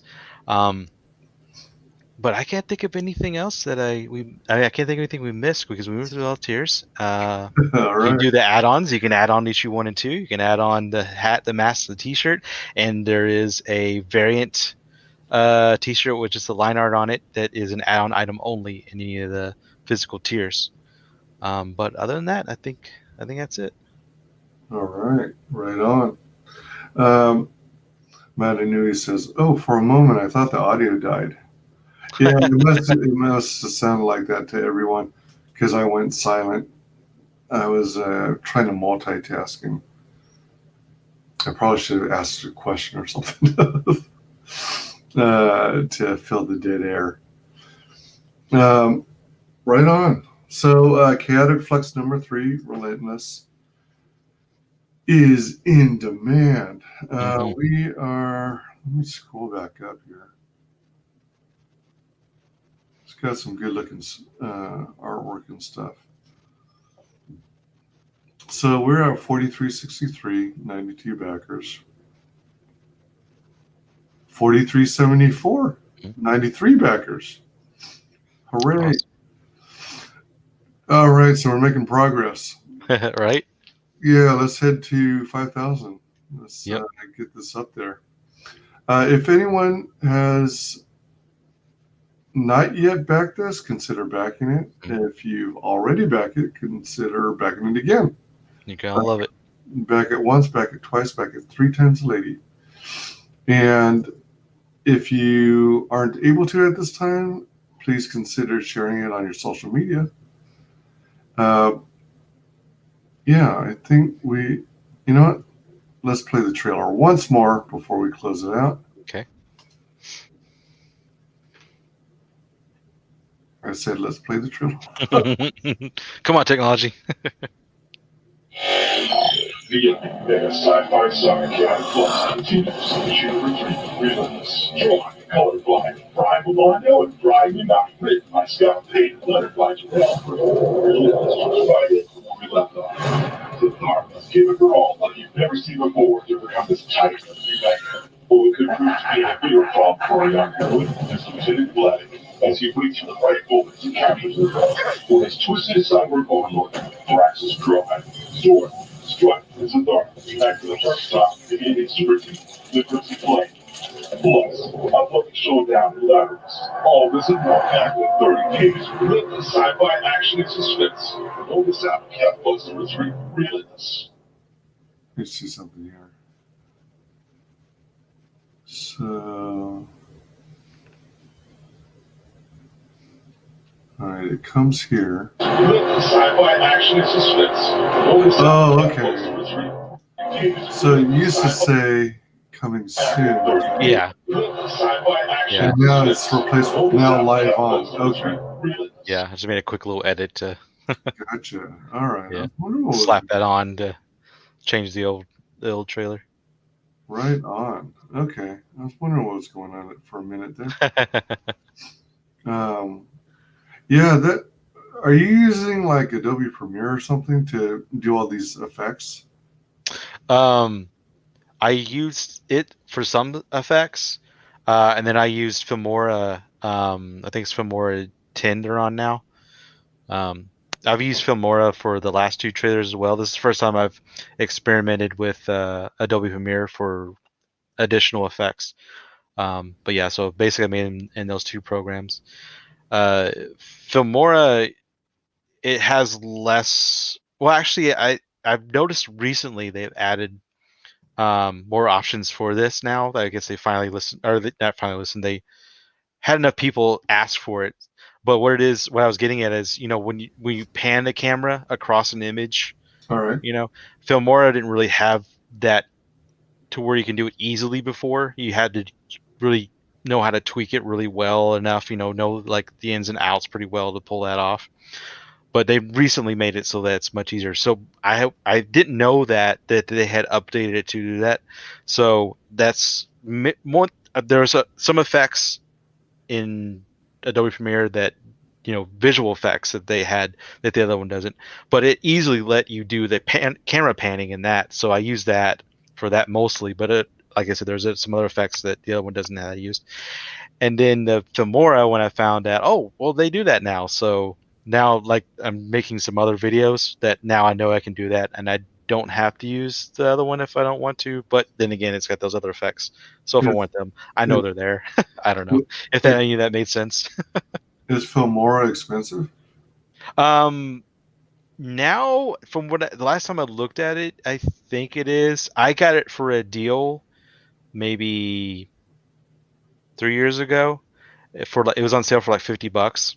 It's a lifetime subscription too. For $50. Yeah, I think now it's somewhere around $30 a month or whatever. I haven't seen them do another, unlimited deal. Maybe they will in the future, but I don't know. Yeah, I was digging those effects where it looked like a heads-up display, a HUD. Mm-hmm. That was pretty cool. That was actually in the. I think that one was in the Photoshop one, not the Filmora. Oh. Mm-hmm. Premiere or After Effects? Yeah, there's Premiere. Gotcha. Oh, cool. And the thing, though, I don't know if you know this. Do you use Premiere? No.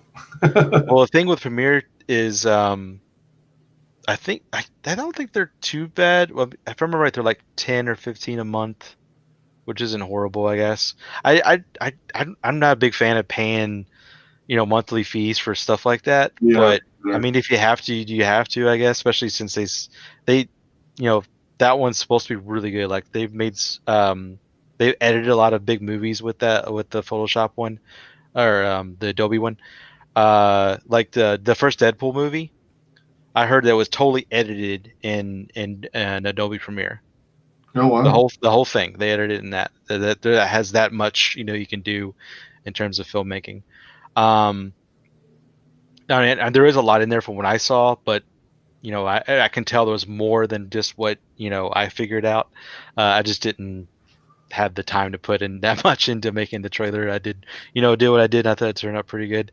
But yeah, like I said, I don't like having to do all the, like, I don't mind paying for streaming services that much. I don't mind paying for some of these, like I have Game Pass, and that actually I'm basically getting that for free, but where you kind of pay a monthly fee and you get a library of things.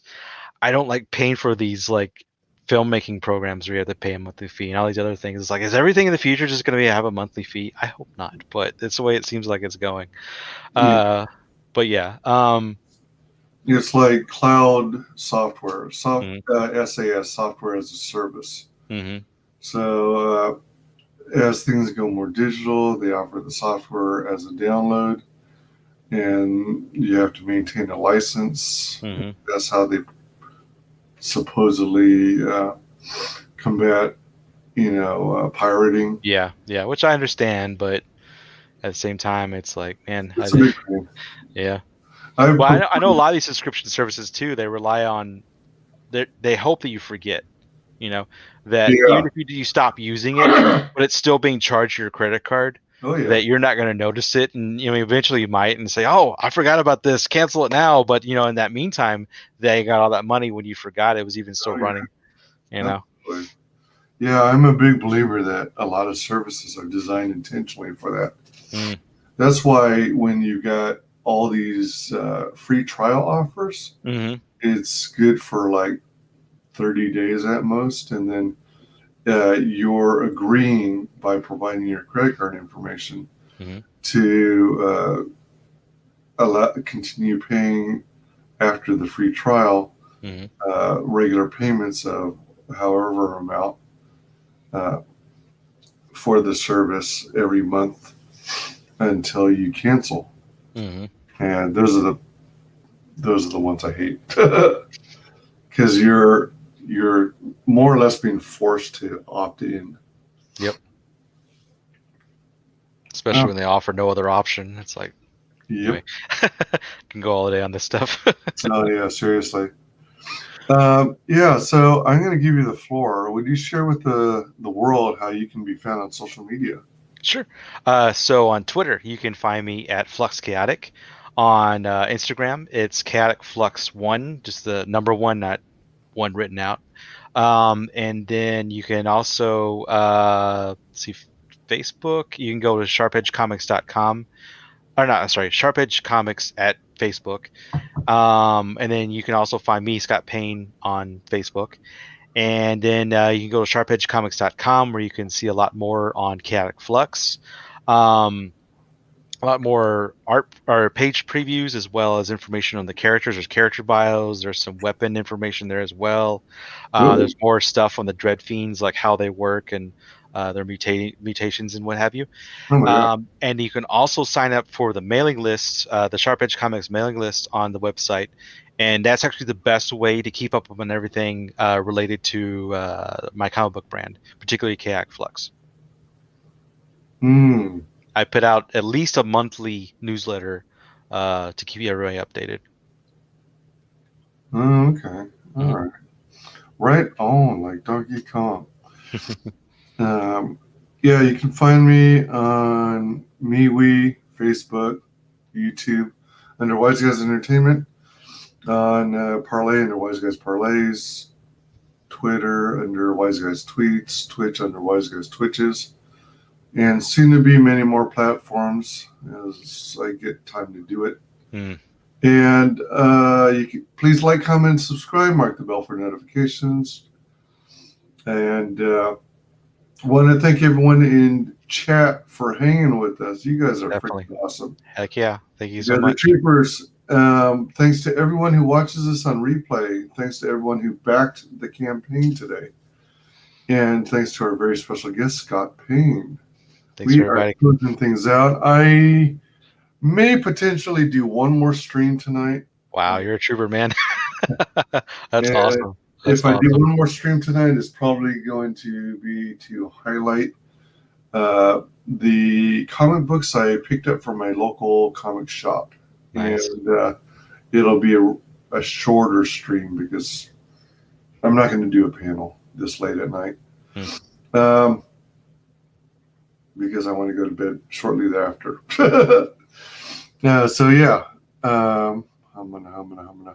Yeah, if I do a stream, it'll probably be started in maybe 15 minutes from now because I need to use the bathroom.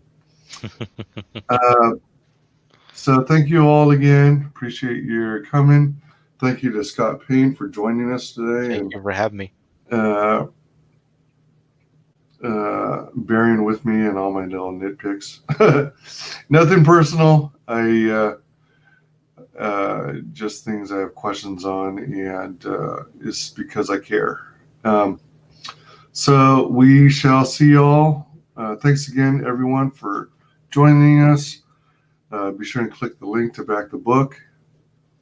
You can pick up issues 1 and 2 in this campaign. If you can't back it today, please share it on your social media. And hail chat. Hail chat. Y'all. Have a great night. Final guest that is the only person below White Holiday in the Comicsgate phone book. It's my favorite failed clone of Peter Sameti. The YouTube channel.